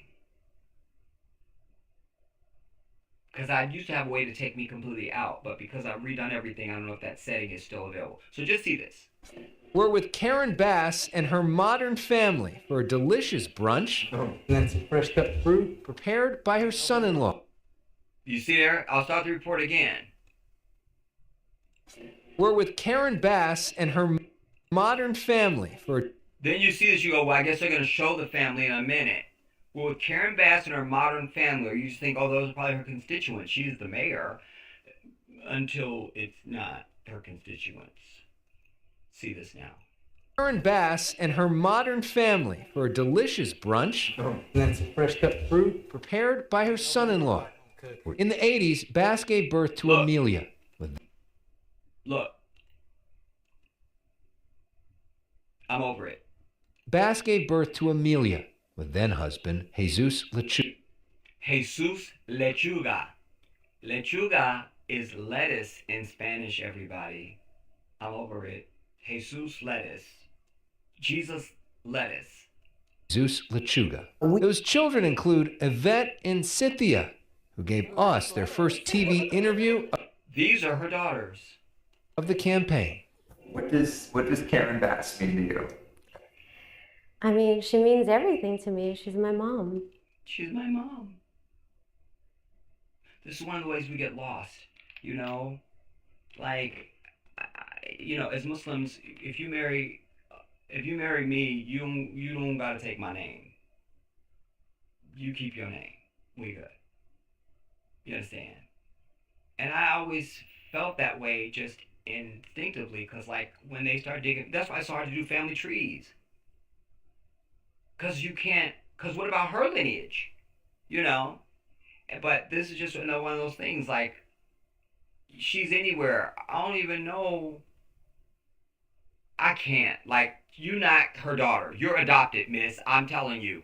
They didn't let you know you're adopted. I'm telling you. I just told you. You're adopted. I mean, she means everything to me. She's my mom. She's my mom. One of them, but... She's been there when it's been the hardest. We finally get somebody who could potentially maybe be a black person we'll just have to get a team on it. It's just we just don't have the evidence. We just don't have it. We're with Karen Bass and her modern family for a delicious. This is a short piece, but you could see the trauma of it all. I mean, it was just, I got a lot of stuff I want to bring you guys. I'm just do random. Oh, one of my moderators, give me a time. How long have I been on? That will tell me if I'm what I'm doing. Because remember, this wasn't supposed to be a stream, y'all. So now I'm just sharing stuff with you that I was gonna be sharing with you anyways. Somebody tell me. What's our time? How long we been on? How do these keep stopping and then I don't have the actual where I'm current?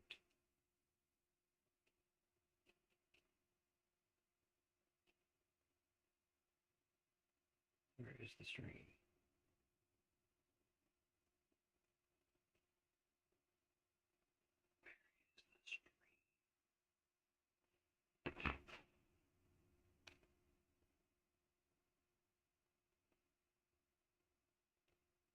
Okay, there it is. Thank you, San. I love you.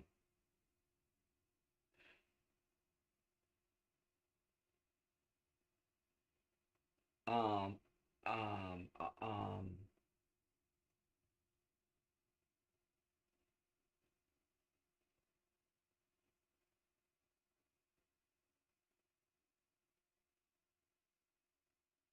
Forty Shorty, what's the It's been a minute. Oh man. Glad to see you too. Happy New Year. Happy belated everything. Just everything. Man, subhanAllah. What's up, 40? Wow.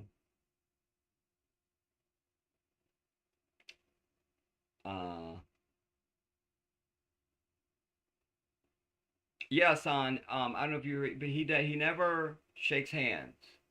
Only time he shook hands was when he went to Ghana, and he shook hands with the new president, John Mahama, and he shook hands with Putin when he went to Russia, or Putin came to Africa. I can't remember. I think they had that meeting at my house. I can't remember. Anyways,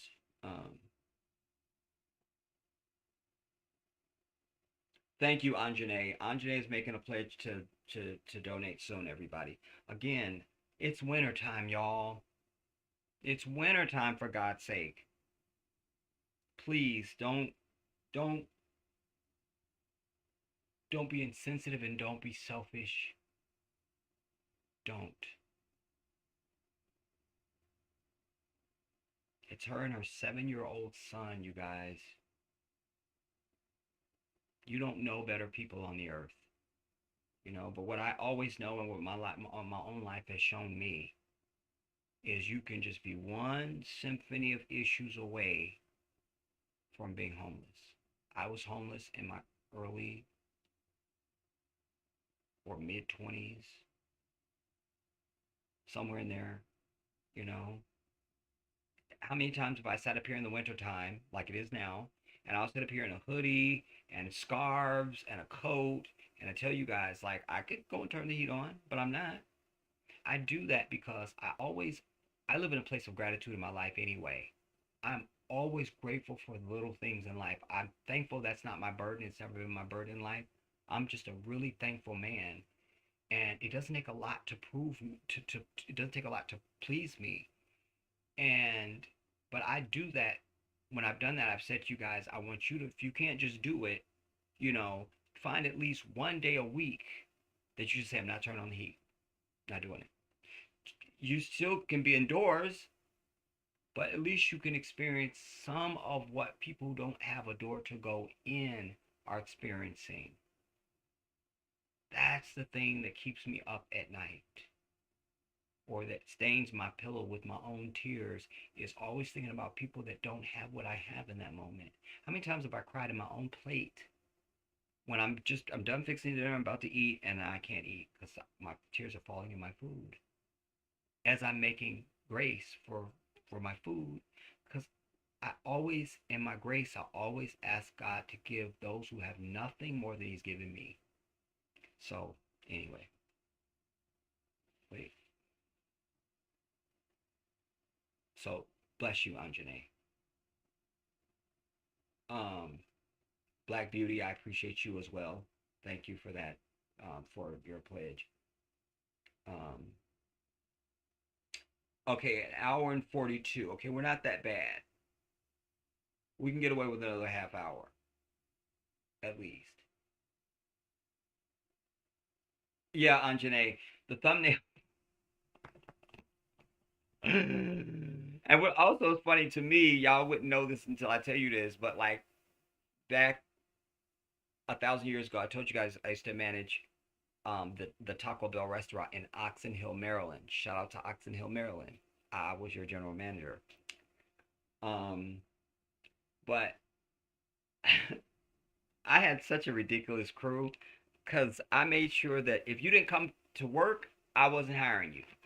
And if I hired you and you turn out to not be somebody that worked, my crew gonna come and let me know that person don't really work. No, and I get rid of you. Because I wanted us to have fun at work. Most of the time, I don't wear my slacks and my tie and all that stuff and my prestigious little name. Forget that. I just want to hang out with my crew. But I don't ever have to say to somebody, you're supposed to be doing such and such. Are you standing around? You should be doing such. I know I didn't get that. Nobody had to do that, and it just made it. And I worked with my crew. We busy. I'll go do dishes. I'll go do the truck. I can do the walk-in. I can, let me go do the bathrooms. I'll do the walk around and make sure there's no trash. I mean, I'm just working with my crew. So I set the scene for you because one of my this one sister that worked for me, Nisha. She used to literally call me Sice before I even knew what Sice was. And that just became my nickname, Sice. You gotta see Sice. You gotta see this Sice. And I answered to it. Anyway, I just came into work one day and I seen the car in the drive-thru. And it was somebody that looked like my thumbnail for this stream. And I had noted it, I'd stored it, and when I walked in, there's Nish. Sice, come here. She goes, all you see is neck and face and back. All you see is face and neck. All you see is face from the back, the front, and the side. We laughed at that the entire rest of the damn day, dude. So when I saw that, it took me back, man. I stored that on my computer. I took a thumbnail of it a long time ago.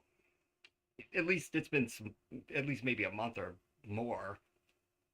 And I just wanted to share it at some point. But today I just picked it because this was just supposed to be a test. And when I went into the file to start picking a thumbnail and I didn't want to make a new one, I was just click on that over it.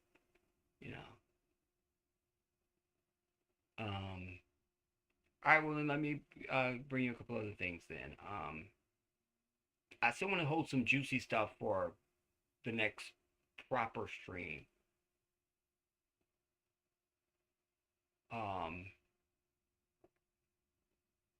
And now that the cat is out of the bag, I'm thinking we're going to be able to talk about COVID in a way that we weren't able to before.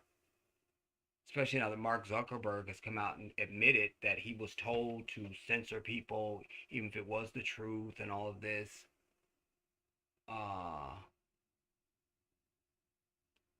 Supremacist thinkers in Israel who are ready.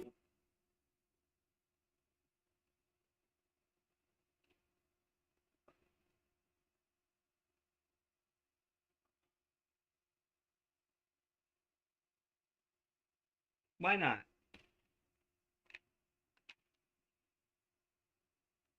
Listen. One.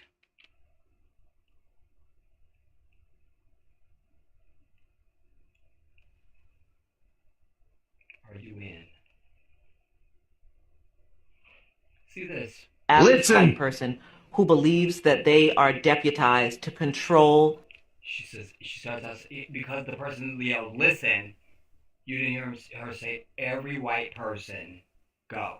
Average white person who believes that they are deputized to control the movements of black people. This is actually what existed after the Civil War with the creation of black codes, where black people could be questioned by any white person and asked to show their papers showing their employment, that some white person employed them, and that therefore they had the right to be on a public road. That's how they used to try to police us after the Civil War. After we were theoretically free from slavery, they created these state codes and city ordinances that controlled our conduct.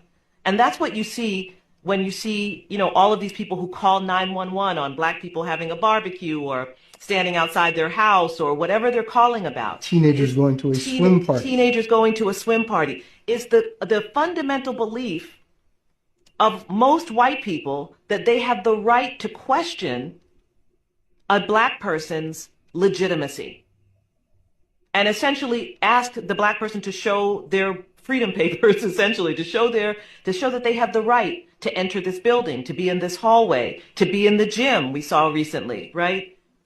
Show me that you work in this building. Where do you live? This is extraordinary, but it is directly connected to this period after slavery in which white people basically deputized themselves to be able to do this, to question black people in public spaces. Yeah, true. Slavery, they created the... It's also got to be the year of committing to this year and going forward. We don't allow ourselves that anymore, everybody. I've preached many hours about the or else. I've identified as a central issue for us as a people. We've not offered an or else. You do this and I'm going to do such and such. Watch. Watch.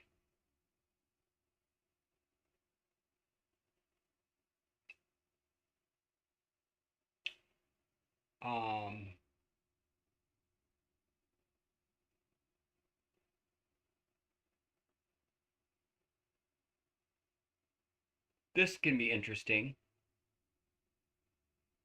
I was planning to bring this in a different piece. Actually, I was going to bring that on Jedi Africa. Not bringing that.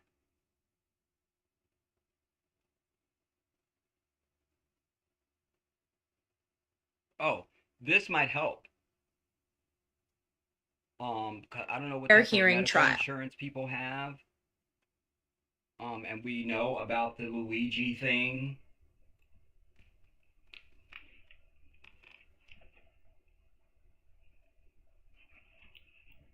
It's okay, I've got my team of doctors standing by, everybody, so I'm not in danger.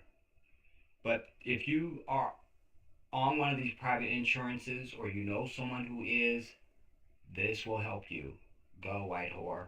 Can't pew every CEO, they're just going to find more. Just a second. Can't pew every... Wait. Oh, she's saying you can't pew every CEO. Can't pew every CEO, they're just going to find more. So your United Health Insurance claim got denied. Here is what you do. They call you, they tell you your claim has been denied. You say, thank you so much. I'm going to file a fair hearing trial. As soon as you say those magic 3 words, the insurance company is going to offer you an appeal, to which you are going to say, no, thank you, joker. I don't go back to my dirty exes either, because if your judgment was good enough the first time, we wouldn't be in this position. I don't need to give you a second chance. And then you're going to go online, you're going to Google fair hearing trial in your state. And then what's going to happen is the insurance company is going to have to bring their case to the state to prove why you don't need the service. And your doctor is going to give the evidence to support why you do need the service. Then the state is going to make a fair and unbiased decision, because their job is not to care about a national health insurance company, it's to care about their constituents. And sometimes just the act of saying, I'm going to file a fair hearing trial and I will not settle for an appeal is enough to motivate the insurance company. Let's not all become fugitives. Just Google fair hearing trial and your state. Now, I thought that would be a good public service announcement, because so many people get their stuff denied and they didn't have that information. They didn't know. So there is a way. There is a way. And in case you didn't understand what she was saying, is after you say that you are going to, what did she say? if you're going to file a fair hearing trial, you're going to go for a fair hearing trial. She's saying then they'll say something to the equivalent of basically like, do you want to do an appeal where you appeal to them? Like, here's why you should pay the claim, and she's saying, forget all that. And then she was a little sarcastic, saying, if your decision was good enough to deny me the first time, why should I even, sort of grovel back to you? I agree with that, and it also goes to my living philosophy, one of the living philosophies that I live by. Never deal with anyone who's not empowered to give you what it is that you want. Don't do it. Don't do it. From the smallest level to the biggest level, don't do it. Identify who you're speaking to and know if you need to give them information or not. Like, that's just what it is. I'm saving that for Jedi Africa. That I'm saving for Jedi Africa. This can be interesting. No, we don't need that. I hate this, but we'll do it anyway. Then I don't have to do a long piece on it. So apparently there's some issue in, I forget what state. We'll see this now. Because I don't want to bring you this, because I was going to bring you a full article and everything on this. Alright, let me play it. You can tell me if you're familiar with this or not. First. Tell me if you're familiar with this. A lot of people on the internet today talking about this young brother, Kyron Lacey. Kyron Lacey. Anyone? I want to share 2 other Louisianans who were also in accidents where people lost their lives. And Louisiana. A lot of people on the internet today talking about this young brother, Kyron Lacey. I want to share 2 other Louisianans who were also in accidents where people lost their lives and they drove away, and the consequences they faced as a result of their actions. Many on social media voicing extreme displeasure today with what some see as a slap on the wrist. So it's the reaction to the sentence for Walter Brister, who goes by Andrew, the driver who ran into a man and killed him right after an LSU game and drove away. Our Georgia Peck is here to tell us, though, forgiveness played a big factor here. Forgiveness played a big factor here. Yeah, and in that courtroom this morning, Judge William Jordan handed down his sentence. And as it turns out, the driver will not spend a single day in prison. 3 years probation and 250 hours of community service. 3 years probation, 250 hours of community service. The judge's sentence for Walter Brister. That's it. Killed somebody and drove away. In 2022, as Jude Jarrow tried to cross Ben-Hur at night, Brister accidentally hit him with his SUV. Now, it's not as egregious because the victim is white. It appears white. He ain't black. And took off. Jarrow died. Last month, Brister, the son of former NFL player Bubby Brister, pleaded guilty to felony hit and run. As a part of his probation, Brister must also speak to college football players about the danger and harm he's caused by drinking and driving, although he was never charged with drunk driving. Wasn't charged with drunk driving. He must also avoid alcohol and narcotics during that time. They could have pushed a lot harder, but I think they realized sending this young man to jail doesn't accomplish anything. Sending this young man to jail doesn't accomplish anything. Huh? A good young man just made a very bad... A good young man on top of that. Decision that one night. That just made a bad decision that one night. Huh? Split-second decision. A split-second decision, said the Crypt Keeper. 3-year-old who bonded out just hours after he was arrested for a Now there's Jacob Schnoz. deadly hit-and-run crash. He bailed out. Just a second, let's start his case over. Although he was never charged at the time. They could have put... doesn't accomplish anything. He's a good young man, just made a very bad decision that one night, that split-second decision. A 23-year-old who bonded out just hours after he was arrested for a deadly hit-and-run crash last year has been sentenced to probation. Jacob been sentenced to probation. Naz drove away after he crashed into 32-year-old Brianka Collins off of South Sherwood Forest Boulevard in March of 2023. She died in the hospital. Naz turned himself into Baton Rouge police days later, but was released on a $330 bond. $330 bond, not $3 million bond, boys and girls. Now, Naz will be on supervised probation for 3 years, will pay $5,000 in restitution, and do 200 hours of community service. Now, I know this young brother played for LSU, and that's why it's a hot topic for a lot of people because he's potentially going to the NFL. But pay attention to what the lawyer said about these young men. Equal protection under the law, right? Liberty and justice for all, right? All lives matter, right? We don't see color, right? Or do we? Because the reporting surely makes it clear there's some bias. Because otherwise, why aren't they telling you that these cases happened in Louisiana too? Young white men, lives lost, no jail time. Keep that same energy. So now, why I didn't want to bring that to you is because I didn't know what happened to this dude, Kyron Lacey. Now we have to find out. Did anybody else know about this kid? Anjanae not.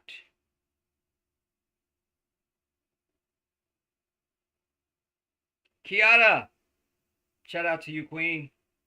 Good evening and good to see you.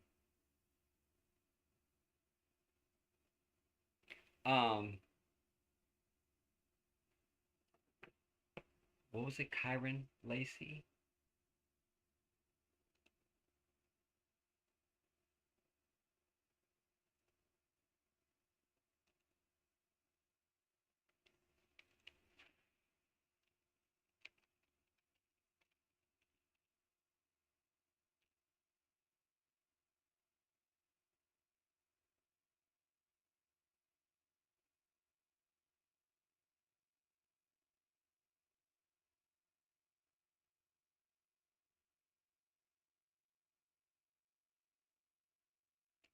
Did I get the name right? Let me go back. Where did it go?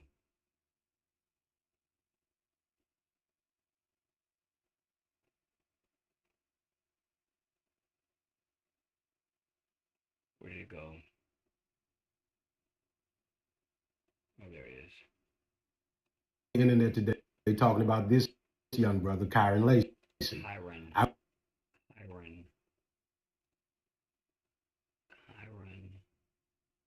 Lacey, that's what I put in.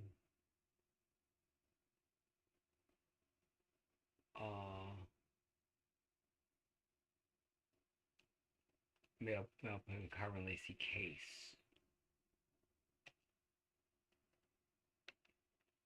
Or, yeah, case.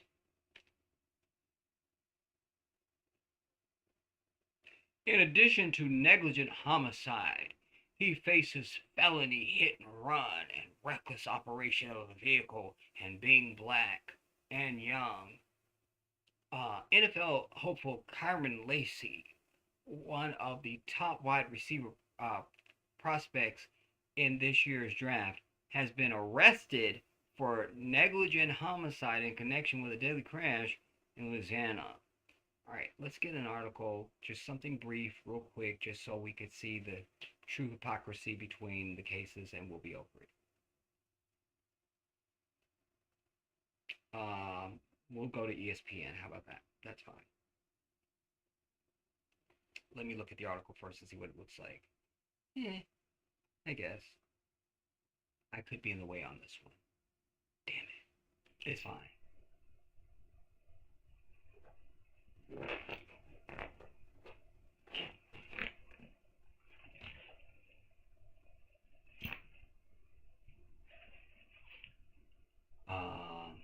Let me enlarge in case you guys want to follow along. That's not what I meant to.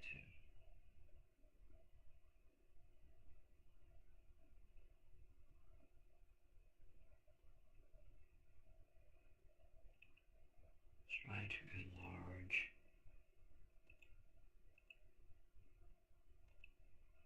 There we go. Carmen Lacey jailed on charges stemming from a fatal car crash. But the two white devils, just no problem. Nothing to see here. Because these young men making a split decision just one time in their life, there was nothing to do here. Nothing could be done. We were all helpless. Former LSU wide receiver Kyron Lacey, former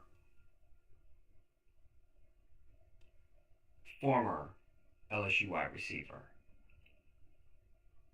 Because those white boys have moved right back to their damn lives. Accused of causing a crash that killed a 78-year-old man. Causing a crash that killed a 78-year-old man on 17th December, and then fleeing the scene, as the white boys did, without rendering aid or calling authorities, like the white devil demonic kids did, turned himself in like the second kid did days later. Sure, he did it days later, but the other kid did. Turned himself in to authorities Sunday night,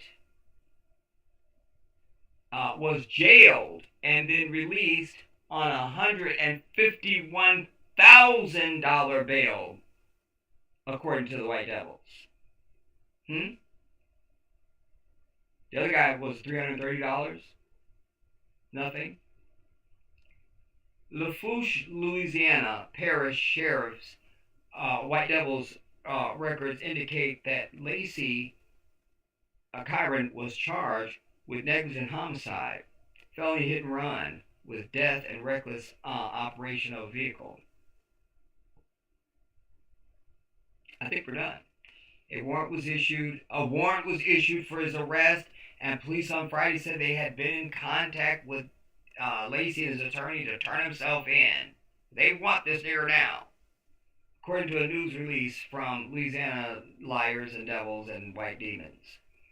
Lacey was allegedly driving a 2023 Dodge Charger on Louisiana Highway 20 and recklessly passed multiple vehicles at a high rate of speed by crossing the center line and entering the northbound lane while in a designated non-passing zone.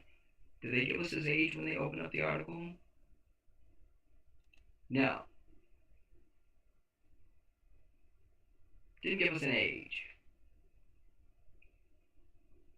As Kyron was illegally passing the other vehicles, the driver of a northbound pickup truck abruptly braked and swerved to the right to avoid a head-on collision with the approaching Dodge, said one of the Lying Devils. Traveling behind the pickup truck was a 2017 Kia. So this is the painting of the picture. Kyron is coming in one direction. For some reason, somebody has to get out of the way so he doesn't hit them.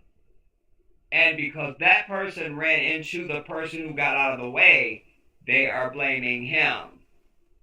Boys and girls, ladies and gentlemen of the jury.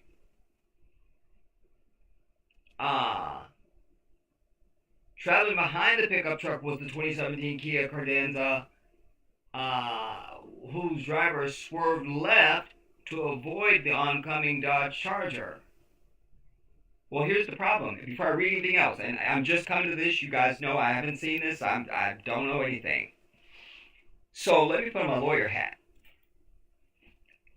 If Kyron is my client, then I'm going to demand that the other side show that the 2017 Kia Cadenza was not tailgating the pickup truck already. Huh? How do we know they weren't tailgating? At least I've established reasonable doubt. That's all you need, and especially if you go to a jury. Now, do we know if the victim is black or white? We don't know. We're going to read on. But he was 78. That's a problem. But the law is dispassionate. Dispassionate. Ask any lawyer worth their salt, they'll tell you exactly what it is. The law is dispassionate. So, that's reasonable doubt. Fine, he was doing blah, blah, blah, blah, blah. Because they're going to use the but for. If he wasn't speeding and driving recklessly, this truck wouldn't have swerved out of the way and my client wouldn't have ran in the back of him and caused his death. Well, that's not going to be good enough. Was this 2017 Kia, were they tailgating the truck? And what speed were they going? He's 78. He might have had the pedal to the metal. Old people do it all the time. We don't know. We'll read on. Traveling behind the pickup truck was 2017, blah, blah, blah, blah. Swerved left to avoid the oncoming Dodge Charger. As the Kia Cardenza took evasive action to avoid impact with the Dodge, it crossed the center line and collided head-on with a southbound 2017 Kia Sorento. A lot of Kias going on here. Okay, I'm losing track. Kyron was driving like a maniac. Okay, we get it. Passing other vehicles. The driver of a northbound pickup. Which direction was Kyron traveling in?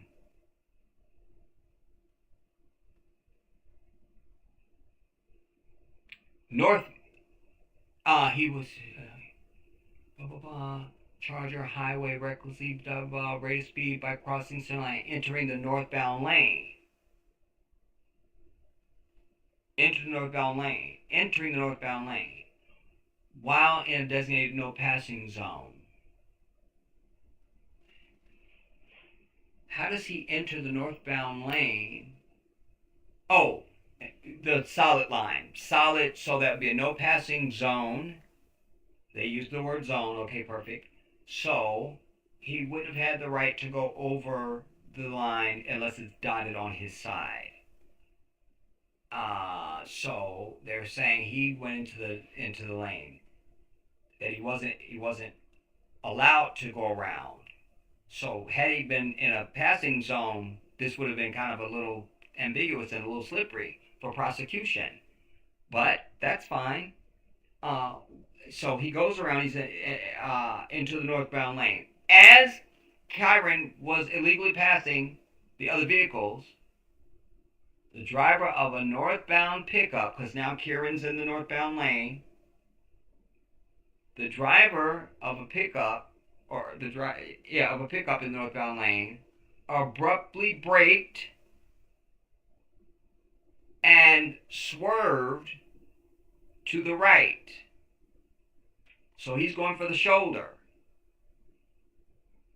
to avoid a head-on collision.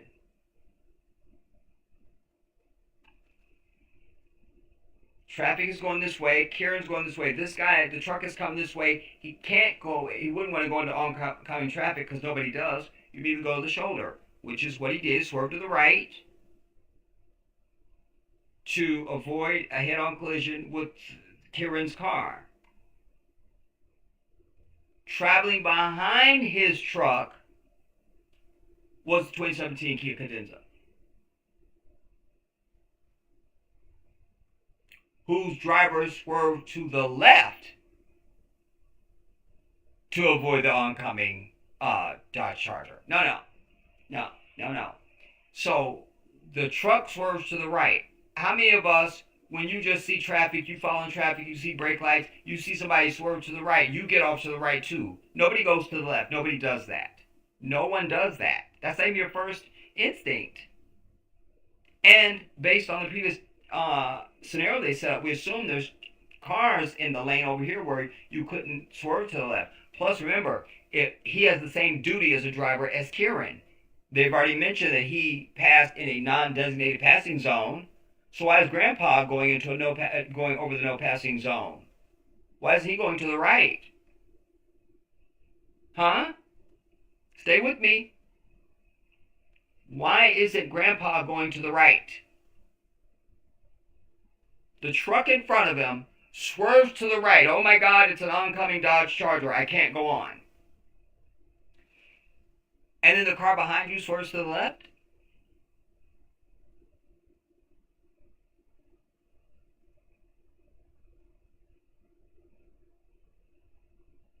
No.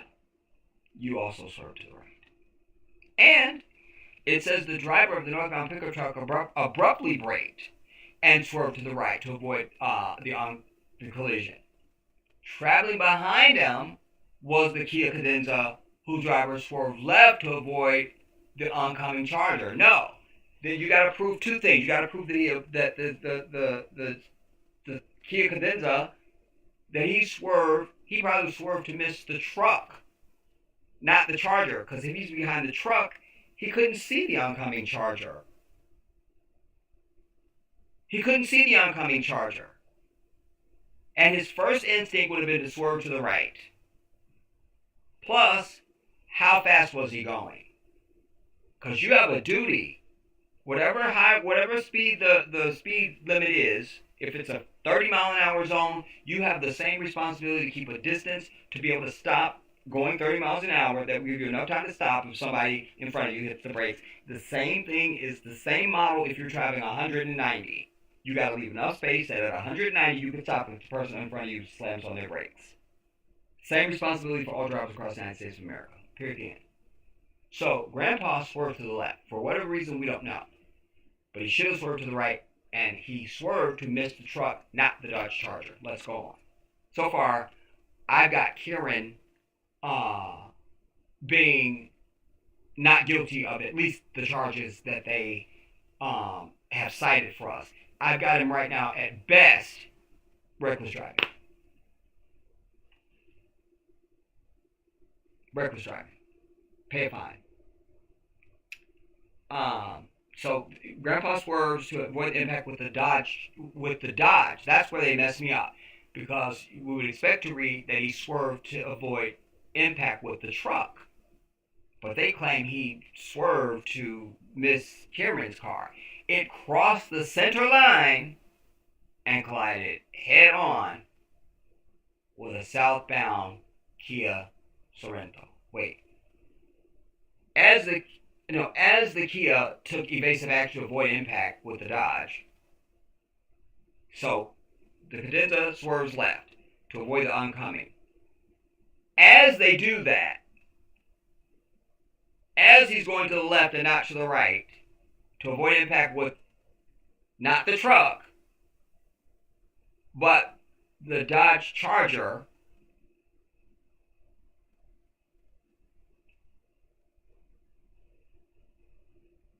he crosses the center line and collides head on. Who crossed? They messed up some kind of way. Karen is coming. Grandpa swerves left to avoid the oncoming Charger. As Grandpa took evasive action to avoid impact with the Dodge, it crossed the center line and collided with Grandpa. So, into what lane? Because if Grandpa swerved left, he swerved into the southbound lane. So Grandpa hit Kieran. Kieran didn't hit Grandpa. I ask these charges be dropped immediately against my client, Your Honor. The defense rests. Police liars allege that Kieran, who's 24, now we find out how old he is, drove around the crash scene and fled without stopping to render aid, call emergency services, or report his involvement in the crash. Just a second.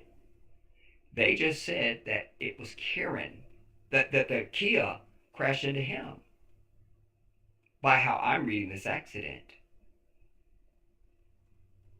Grandpa caused the accident, not Kieran. Was Kieran driving faster than he needed to be driving? Okay, that's fine. But that doesn't make him have to assume liability. And you're not supposed to leave the scene of an accident, so you still get a ticket for that, leaving the scene of an accident. I'll even give them that. That's fine. We'll take that. But they're adding that to make Eddie left. Like, oh, look how insensitive he is what you're supposed to walk away with. No, the Jedi has spoken. And what I'm telling you is that Grandpa caused the accident and not Kieran. And he's 24. He's a jock. He's a dumb kid. He's an idiot. He doesn't know anything. A 24-year-old boy is an idiot. Doesn't know anything. Of course he's making dumb decisions. Of course. Of course.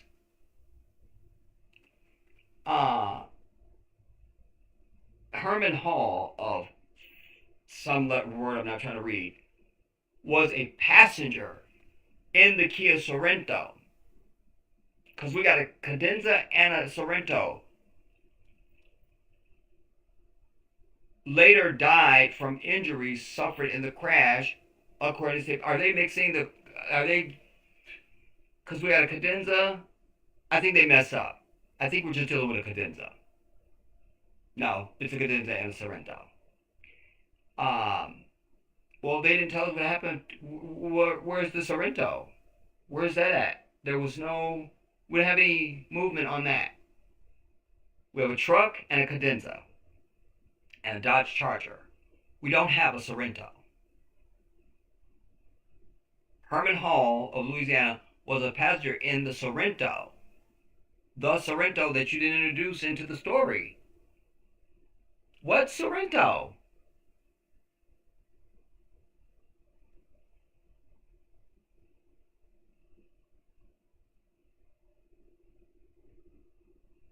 They've not introduced a Sorento to us in this story at all.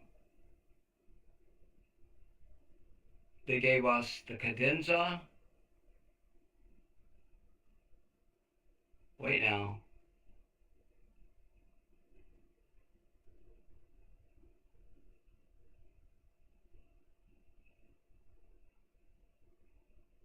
They gave us the Cadenza.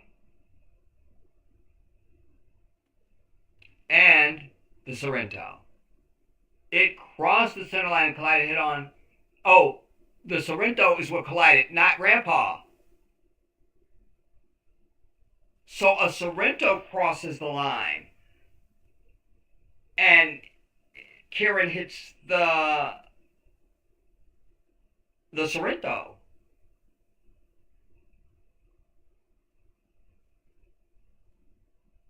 And that Herman somebody was a passenger and died at the hospital.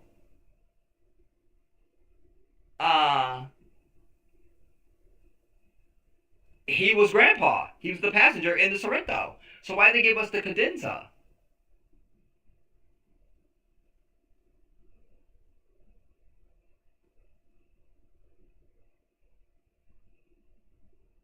As the Cadenza crossed to evade impact with the kid, it crossed and went head on into the Sorento. Aha! Two Kias hit each other, everybody. This makes it even better for my case. So they're saying that as the Cadenza went into the left lane instead of going into the truck, took evasive action to avoid the Kieran, it crossed the center line and went head on into the Sorento. Kieran drove around the crash, so he was never involved in an accident. I'm done. There's nothing to see here. There's nothing to see here. There is nothing to see here. Those two drivers had a responsibility to be good drivers on the road. This is the same, everybody. How many times have you been following somebody and you might be tailgating? If you're one of those damn people, you need to be shot. But you're driving along and then they get into another lane or they get into a turn lane. If it's on the highway, they just get into another lane. You don't know they've been tailgating. So as soon as they move, you're right. You got to hit your brakes because you're right behind another car. Immediately like that. This is that. So the Kia that went over to the left instead of the right is the one that precipitated this accident. They should have followed the truck, and they were probably traveling at a higher rate of speed than they were supposed to be and following too closely. And I'll even give them a panic. So maybe they didn't go to the right, which you should normally do, but they were so panicked they couldn't think, and oh my God, they went to the left, and they went head on into the Sorrento. Well, how is that my client's fault? He could have been doing Evel Knievel down the damn road. He didn't hit anybody. But these people, these white devils that we just saw in the other video, they hit people with their vehicles and they went home and there was nothing to see here. Here you have a black kid who didn't hit nobody and was not hit and is being blamed and treated like the worst thing. How they should have been fucking treated. I'm getting worked up.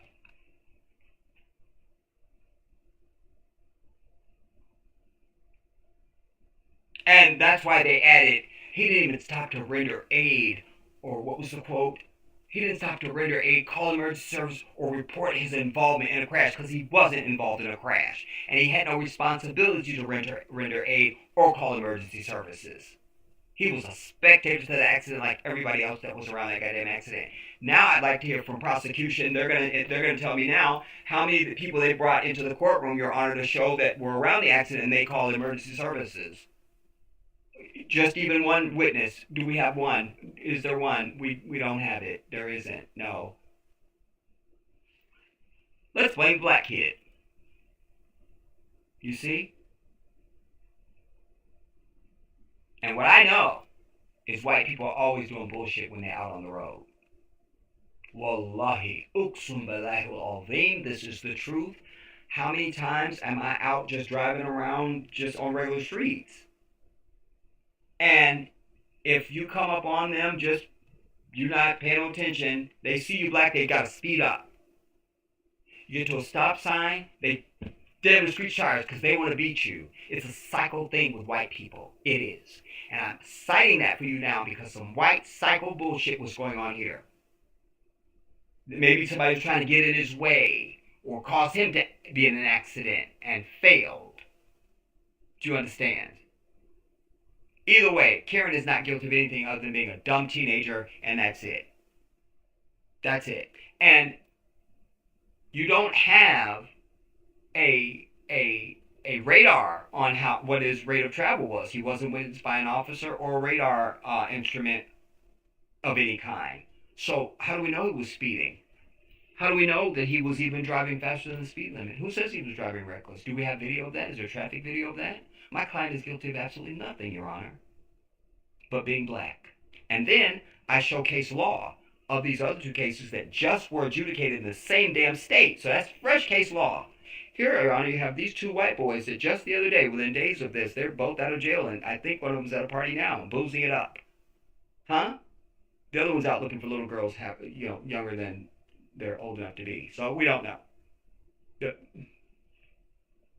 This kid's gonna walk. Should walk.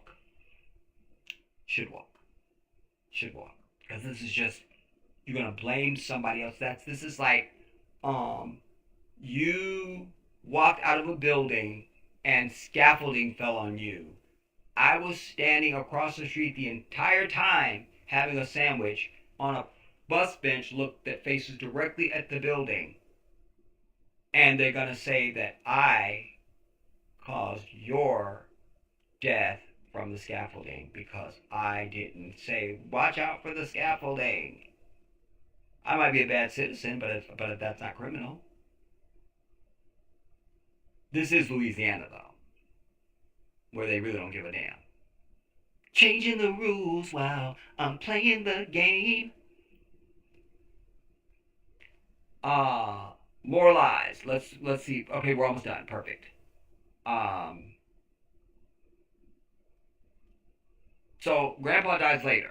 All right. The driver of the Cadenza and Sorrento, also the drivers, plural, of both of these damn ugly ass Kias, also sustained moderate injuries according to police. Moderate injuries. Well, why did Grandpa die? They went head on, both drivers of these Kias, and they suffered moderate injuries, boys and girls. Moderate. Grandpa was a passenger. Was he wearing a seatbelt? Because not only is Karen, I think I've laid a case that Karen, and let me know in the comments if you have a different view. So far, Karen is not guilty of anything at all, other than just being a dumb teenager. If even that, because we don't have video of him traveling at a high rate of speed or driving reckless. And if both drivers in these cars were just fine, that means it wasn't enough of a crash. It'd be one thing if one driver in one car survived and everybody was just obliterating the other car. But both drivers, moderate injuries. Grandpa's a passenger, and he's gone. Grandpa was not wearing a seatbelt. I offer.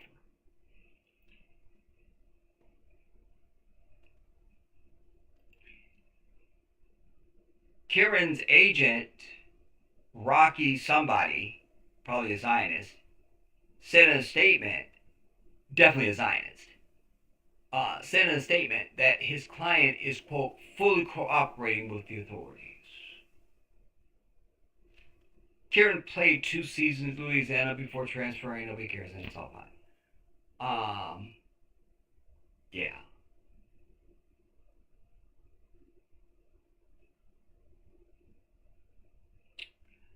This kid is not guilty of what's all the shit they charged him with.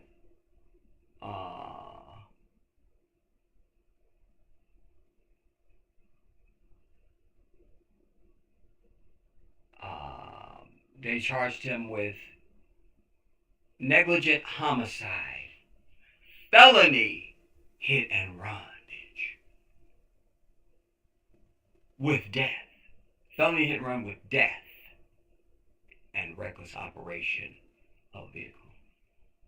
But it's not felony hit and run because according to what we read, his car was not struck, nor did he strike anybody. So you got to throw out the hit and run.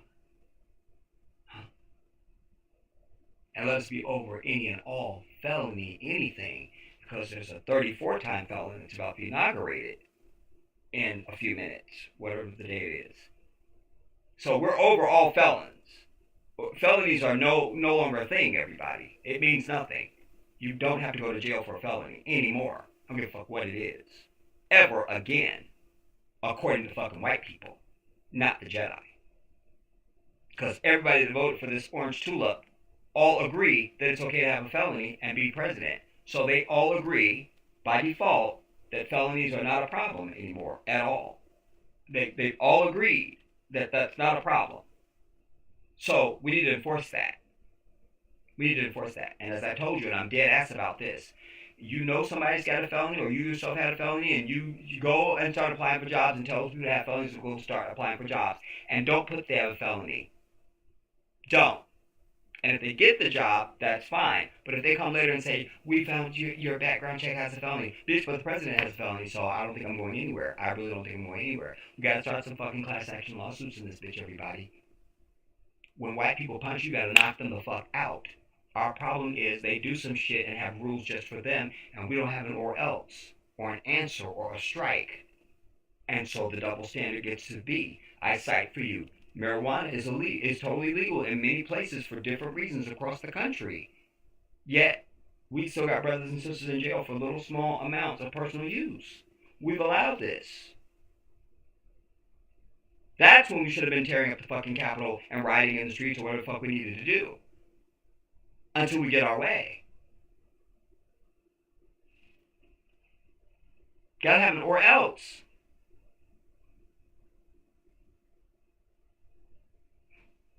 This is so goddamn a double standard, dude. Not surprising, because you're dealing with a fork-tongued demon. They are the definition of hypocrisy and double standards. We get it. But still. Alright. Willa, big shout out to you. I was acknowledging you earlier. Thank you again. Anjane, I feel like we've been talking about the same stories since I first subscribed, and here we are, and nothing has changed. It's frustrating. Exactly. That's what I preach all the time. Nothing has changed. I'm sitting up here saying the same stuff that Malcolm was saying.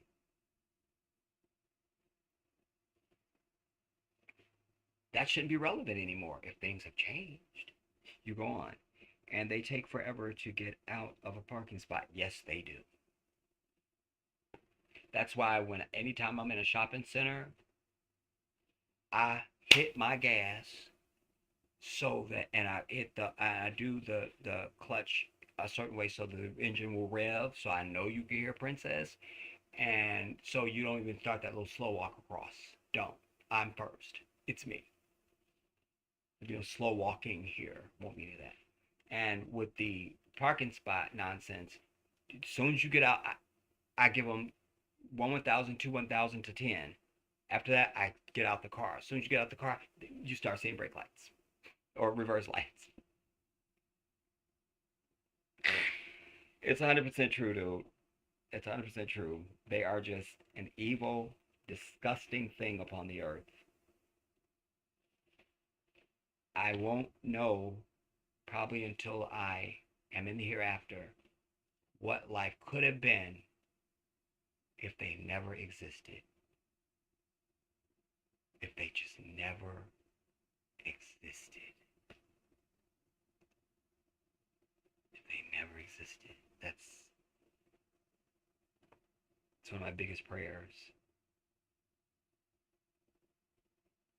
If they just didn't exist at all. At all.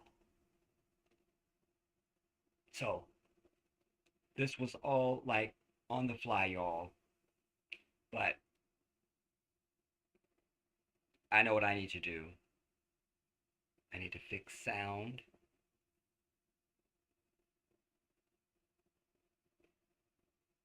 I'm not going to really cry about image too much. You got to be thankful for what you could get. This is certainly a lot better than what we experienced before. And, we're not getting any lag with the playing of videos. So I'm really encouraged about that. I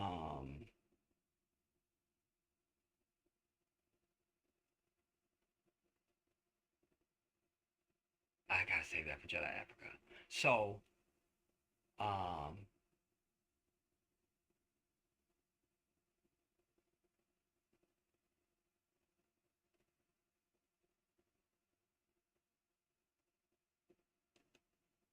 which one is this? I may let you just hear this one really quick.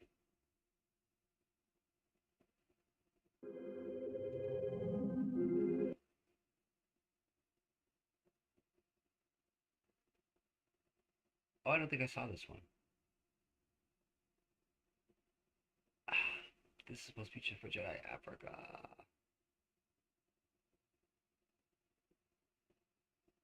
Okay, at least hear this pastor.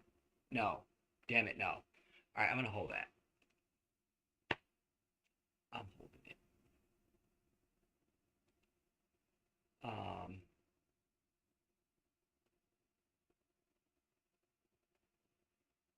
Yeah. I don't know why I can't know. That's the other thing about this software. I have no way of knowing how long I've been on. Wait. I think I have to go to the actual YouTube streaming page or something. Yeah, 240.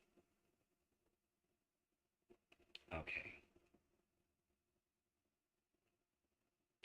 I want to say, I just want to remind everybody again that this is the year of us. I'm not a monetized channel. They're never monetizing me. I'm okay with that. And I'm shadow banned. You have to help me out. So even if you're watching this now and we're no longer live, I need you to thumbs up. I need you to subscribe. All African people. That's how we make this happen. And if you can share it, I would love that as well. And by the way, I do see you guys that do. I don't know who it is, but I see numbers of people that share. So I got some soldiers out there doing the thing. I appreciate you so much. Yeah, but you got to do that. Like I say, this is our channel. I've always said that even when I was at 23,000 subscribers. I'm the channel host. This is our channel. This is ours. This is what we are here. When I speak to, for, and about us. You're here, I speak for you. You understand? So, if we are going to, because they've been holding us at 3,670. I've been in this apartment for how long? Come on, I'm the same dude. That when I would sit down to do a video, I'd have one subscriber number. When I get up, it would be something totally different. Because I was growing so exponentially. I'm the same dude.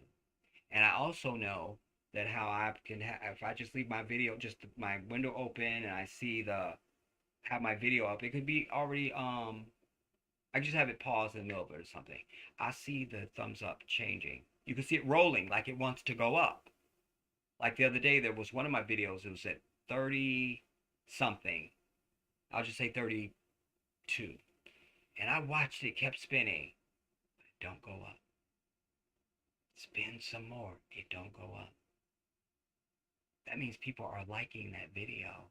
And the white fucking devil that needs to be killed off in their sleep is doing something to it. You see? Anjanae can testify.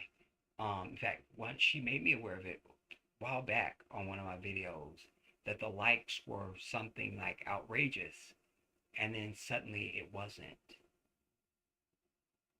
I screenshotted that, but I'm not going to try and find the pictures of that for you now. But you got to help me, everybody. It's in your hands. That's it. So I'm going to leave it here.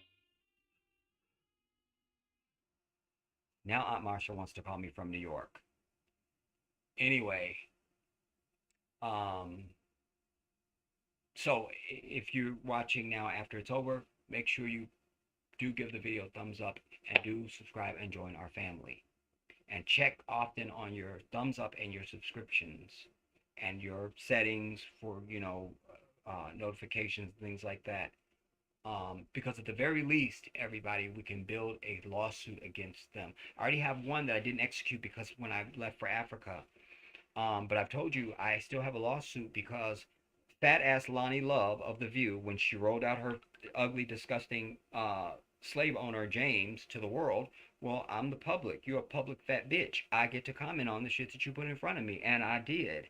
And I still have the video clip from The Real of her on there. They were being talked about on social media. And she was like, yeah, girl, this one dude had a whole thing about James being a plantation owner and a slave owner, and this and that. Cited my timestamp because the video is about 30 minutes long.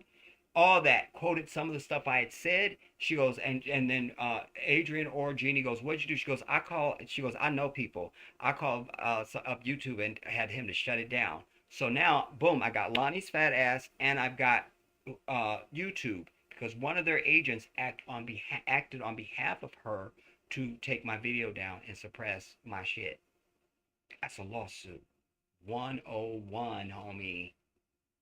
I just didn't pursue it because I had too much going on before I left for Africa, and I just was like, fuck it, I'm not gonna leave her anymore. I don't care. I still have the video too. And so I was gonna put that back up and put a big ass thumbnail on it that says, this is the video that Lonnie Love's fat ass had taken down. I'm not saying anything slanderous. She is a fat bitch. I was at The Real. I saw her myself. So she does have a fat ass. So Lonnie's fat ass. And I have the video clip saved on my computer of The Real when she had this whole exchange with the girls up there about my video. When you're a public figure, that's like saying the Congress passed some bill and you're talking about it and they go, you can't talk about that, and they shut you down. Bitch, you passed the bill. I have an opinion about it. If you don't want me to know about it, then keep it private. So she should have kept her slave owner ass boyfriend hidden. But see, I know how to use my words, and I know what got to her, the truth. Because I'm sure I probably was the only person that talked about Lonnie, the ugly ass boyfriend. I'm sure. But I touched her soul. Do you understand? Because I talked about her being from Detroit, and I made something come out of her, an acknowledgement that she didn't want to acknowledge. There's no way, and I was talking, she's a specific type of black sister. This dude couldn't do anything but be friendly to her at a fucking restaurant or something. You understand? I don't know if she's trying to do a career forwarding move or something. I don't know what her aim was. But whatever it is, fat bitch, you are the one that put him out to the world. And so, therefore, I have views on it. If you don't want me to know, keep his ass hidden in the closet someplace. Her feelings were hurt, and that's fine. Your feelings were hurt, then click away, fat bitch. Click away. Click away, dear. Click away.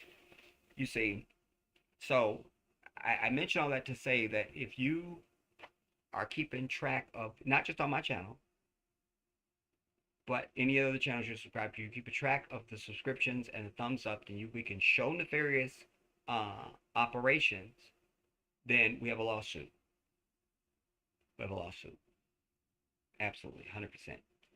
Because they like to hold themselves out as a private company, but bitch, you still beholden to the constitution of this bitch right here. You just are. Damn it. You understand? Because if that wasn't true, then restaurants could just, who are private owned, could just say we don't serve niggers anymore and put up the whites only sign again. Huh? So we don't get to like, oh, the restaurant can't do it, but YouTube can, and this person can do it. Nah, we're not playing that game again, and or else, and or goddamn it else. You understand? Either we gonna be on this bitch or nobody gonna be on this bitch. That's the way it's gonna be. That's the way it's gonna be. So, just keep those things in mind, everybody. I'm trying to land now. I hear y'all feverishly typing now. I'm over all of y'all. Son, Jedi, did you hear about the pastor in Virginia that shamed a young black lady about being pregnant? And she's single? No. Kiara said she did. She said she just saw it.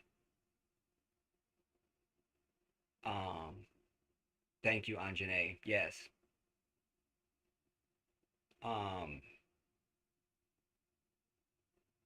That is to Kiara from San. Yeah, you sent me the screenshots. That's right. It's a real thing, everybody. It's a real thing. It's a real thing. So, I know I don't have, you don't got to be me. Just have a brain. Like, I'm the same dude. I'm still going to generate the same amount of attention to this whole channel as I would as I always have. The only thing that's changed is this white devil. That's it. So even when we're done, refresh and you'll see, because we got what? I don't know what our highest number was in the chat tonight was, but as far as people just in the chat, whether they commented or not. But you always refresh after we're done with the stream and you'll see. And they're playing with that number because usually there's about 350 people watching me anytime I click the thing to go live. That I know, and I've proven it. I've proven that. I've proven it. You just resent them. You know what? Which phone? I have two identical phones, everybody. It's a nightmare. Don't do it.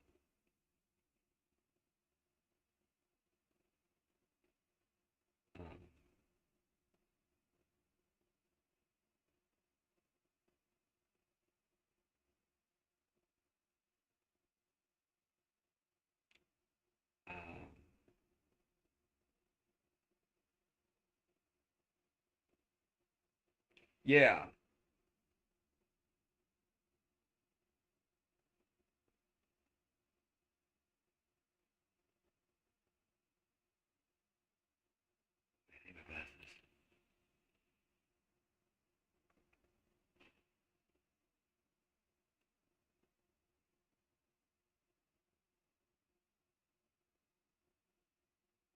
Yeah, I had like over 1,100 thumbs up. Let me see if I can just show this to y'all real quick. What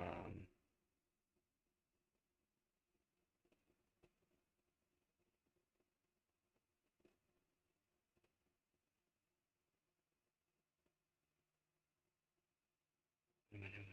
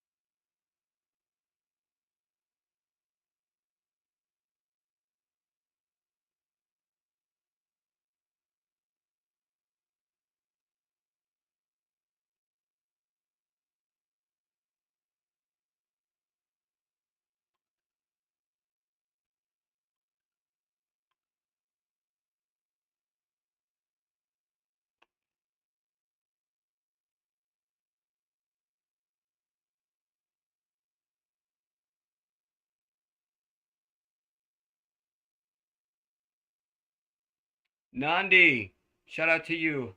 I'm landing. It's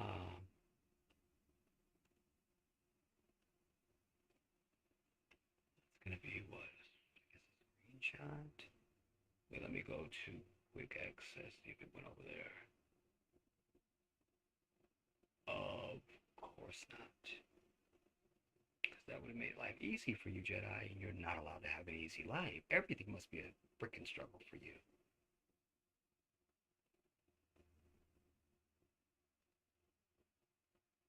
How dare you look for ease?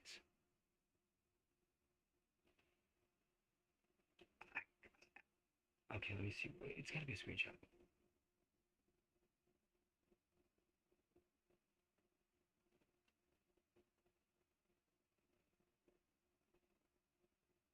I'm gonna show y'all this real quick. This was one video in one day. It was within just a couple, like no time of each other really. Want you to show you that this white devil. And while I'm looking for this, I did this video when this back during the campaign, the election campaign stuff. I did that piece about Tyler Perry. It immediately shot to over nearly 2,000 views on both this channel and Jedi Africa. Two separate channels getting the same amount of views. Somebody wasn't on the Switch that day. That's why I know some fat fucking white bitch, that's male or female, fat white bitch, in a room someplace that fucks around with black YouTubers. I know it. Don't tell me shit about white people, ever. Don't ever attempt. They want you to get, oh, it's just the algorithm, like they just have no control over it.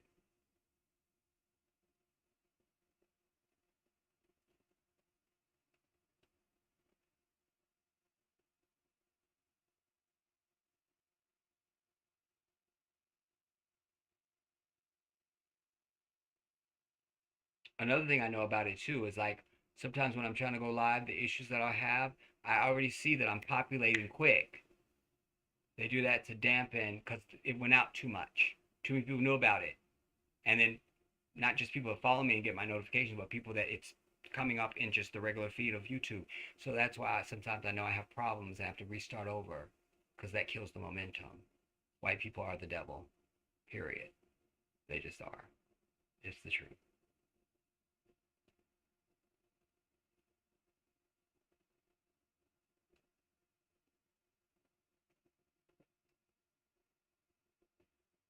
There they are. All right.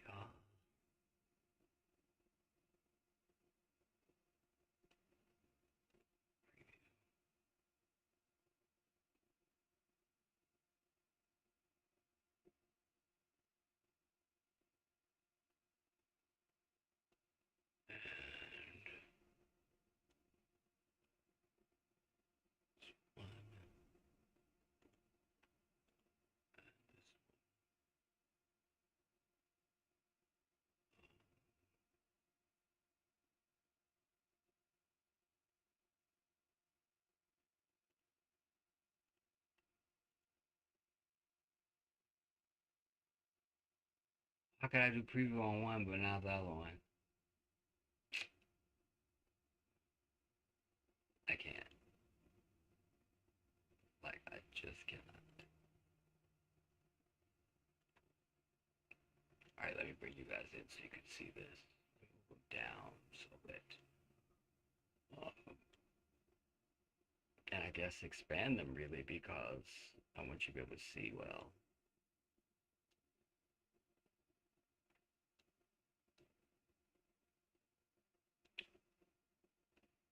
One. Here we are. This was the video I did. I don't know when it was now. It's still on the channel. But you could see that at 20 hours after at the time that Anjane has taken this screenshot, it's 20 hours since I had been live and the video was up. 290 views, 1,100 plus thumbs up. One day after, so at least 4 hours, because there's 20 hours on the first one. Once you get over 24 hours, it's a day. 290 views. Now we're up to 316 views. But if 1,000 people, over 1,100 people thumbs up the video, how come the view count is not over 1,100? Because you kind of have to have the video on in order to know that you want to thumbs up the damn video. Are you following me? So the view count is some bullshit because white people are the devil. All because they don't want to just hear something you got to say. They're the only people that can't hear a fucking another point of view. People don't fight about religion and politics or any other shit they tell you people fight about, everybody. It's just burnt ass white people that can't see their own damn reflection because it's so fucked up. That's it. Nobody else. How many billions of channels are there across YouTube, Facebook, Instagram, all the bullshit? But something this black dude on this channel said is just so we can't take it.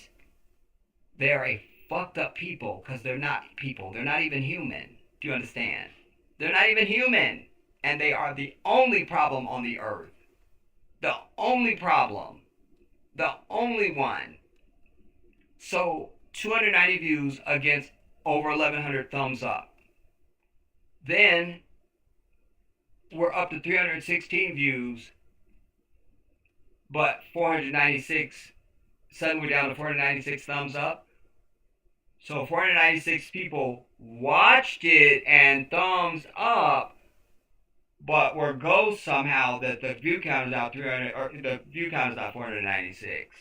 I mean, the crime is right in front of you. This is the type of shit you take into court. This is the type of shit you take into court and say, you see, Your Honor, they're bullshitting with me.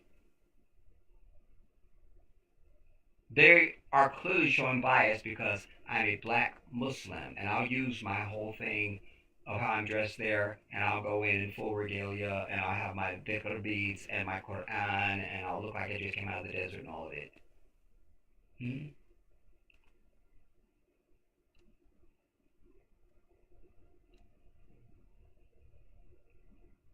That is the hand of this white devil. This is the shit they do. So, I'm supposed to believe that my subscriber count is 3,670 for how long?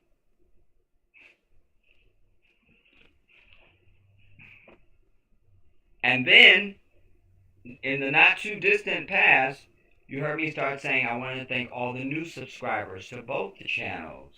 This is how I know the bitch ass is watching and it's not some fucking algorithm. Because I should see those gains on my weekly report. Now they don't even send a fucking weekly report on Mondays anymore. I don't even get it. No more weekly report for me. Because they gotta show you how many subscribers you gained. That's an acknowledgement of what I already know.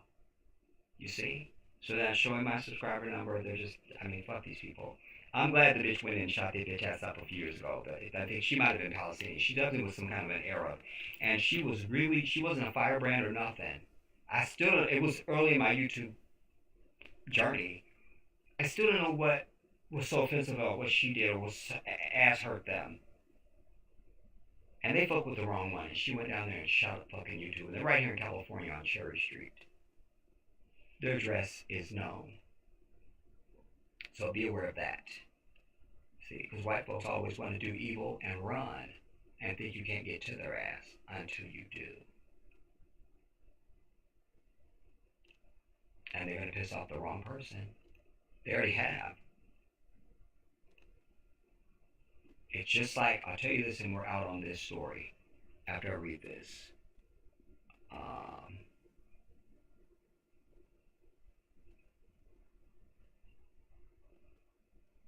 That goes to that same thing. Oh, that's not for me. You say exactly, how do you have more thumbs up than views? And how do the thumbs up get cut in half? They are always playing around with you and other black content producers. I've been watching. Yes. And like I said, they're going to fuck around with the wrong person. They already have, really. Because know this. Years ago, I think it was before I got injured. Anyways, me and some friends were going to karaoke. And the place they wanted to go, I had heard or something that, or I had experience. Yeah. Something. I don't know. Anyways, so this, there was a few of us, and there was this girl, Ruby. She's Latina. Thick accent. And we get to the door, and I'd already been telling the car, they're going to say there's some issue with what we're wearing, some type of way, just to fuck with people. And so we get up to the door, they look at our ID and everything, and I'm fine to go in. Ruby's dumb ass has left her ID. Why do females always leave their ID? Like, I don't understand that. Even when it's not happened to me, I know it happens. Like, women, tattoo the shit on you if you need to. But the car was nowhere from where the door was. She didn't have her ID. Oh, it's in the car. Why? So to move out of the way of everybody that was behind us, went to the car, got her ID, come back. He goes, your shirt, you can't get in. Now, I didn't have no heat with me, but that would have been the night. Because just some shit I'm going to jail for a long time. Because it'll feel good that I finally got a lick in. But I said to him after I cussed him out and threatened him, I said, you're going to do that to the wrong fucking person. And you're vulnerable right here. Anybody can drive through here and offer you. Wallahi. A week later, he was dead. He had pissed off the wrong person and somebody came through and shot his bitch ass in the head. I celebrated. Because I always celebrate the death of evil. I always do that. I always do that. So, I offer that just as a metaphor or whatever, or to say what I'm saying here. They gonna piss the wrong person off. When they shut down my 22,000 subscriber channel, okay, fine, but when you're gonna shut down somebody that's got way more than that, or 1 million plus or something, and they gonna find your bitch ass. There will not be enough security or jersey barriers or nothing. Because when people coming for your shit, they gonna get you. They gonna get you. They gonna get you. They gonna get you. So, people need to make themselves aware of their address. You understand? All content producers know it. I don't know if it's on the site actually. But I know it's on, like, anything. Damn it, I just got rid of something. I think it was me. The battle It was me. for value addition has been a big one. That's Uncle Because there Musevi. are lobbies that want Tab to are keep you? Africa as a raw material producing continent. Emmanuel Macron. Wait, where's Uncle Musevi? There he is.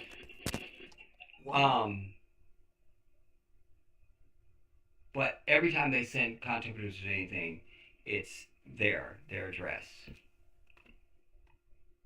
And you can Google them too. So I don't know why they think they're so safe.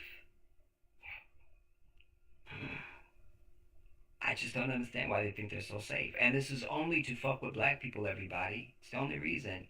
How many fight videos are there? Years ago on my big channel, my nephew had gotten into a fight with some white fucker.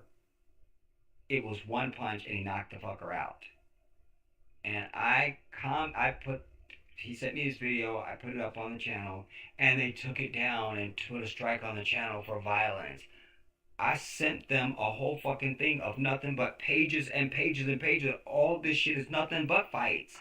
And they doing it just for the enjoyment of it. But my shit's a problem? Again, people like that, you have to do something to them. Because they playing in your face. And I'm from Southside Chicago. You don't just play in nobody's face like that. We don't allow that. It's one thing you make a mistake or something, but you deliberately playing on my face. You saying, ah ha ha ha ha, and that gets your whole grill knocked out where I'm from. You don't live to tell. You don't live to tell. You don't live to tell. You don't. You don't. And some of the stuff I see on social media now and on YouTube, it's just like, are you serious? Some of the profanity that Roland Martin puts in the titles of his video. I know he's a fucking agent. Not even surprised by it. It's a whole thing, everybody. Anyway, I want to say we'll be together soon. That's why I wanted to even get this test in. I've lost me.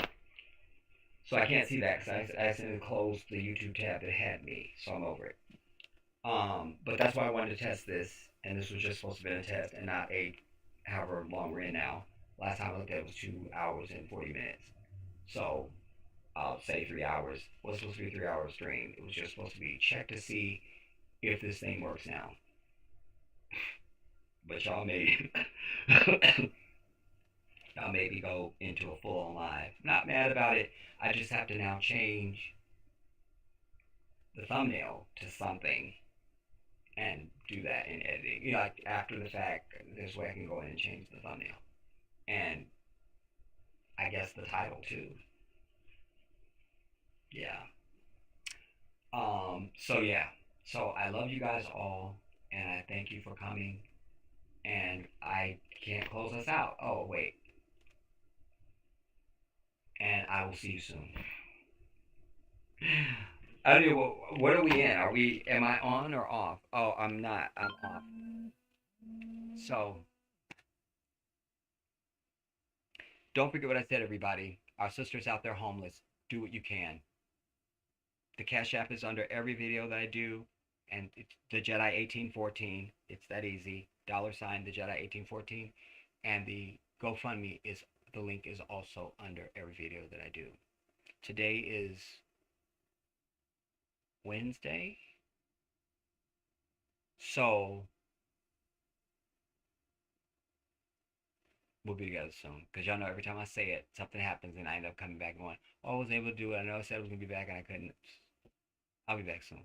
I love you all. Have a good evening. This is the Jedi.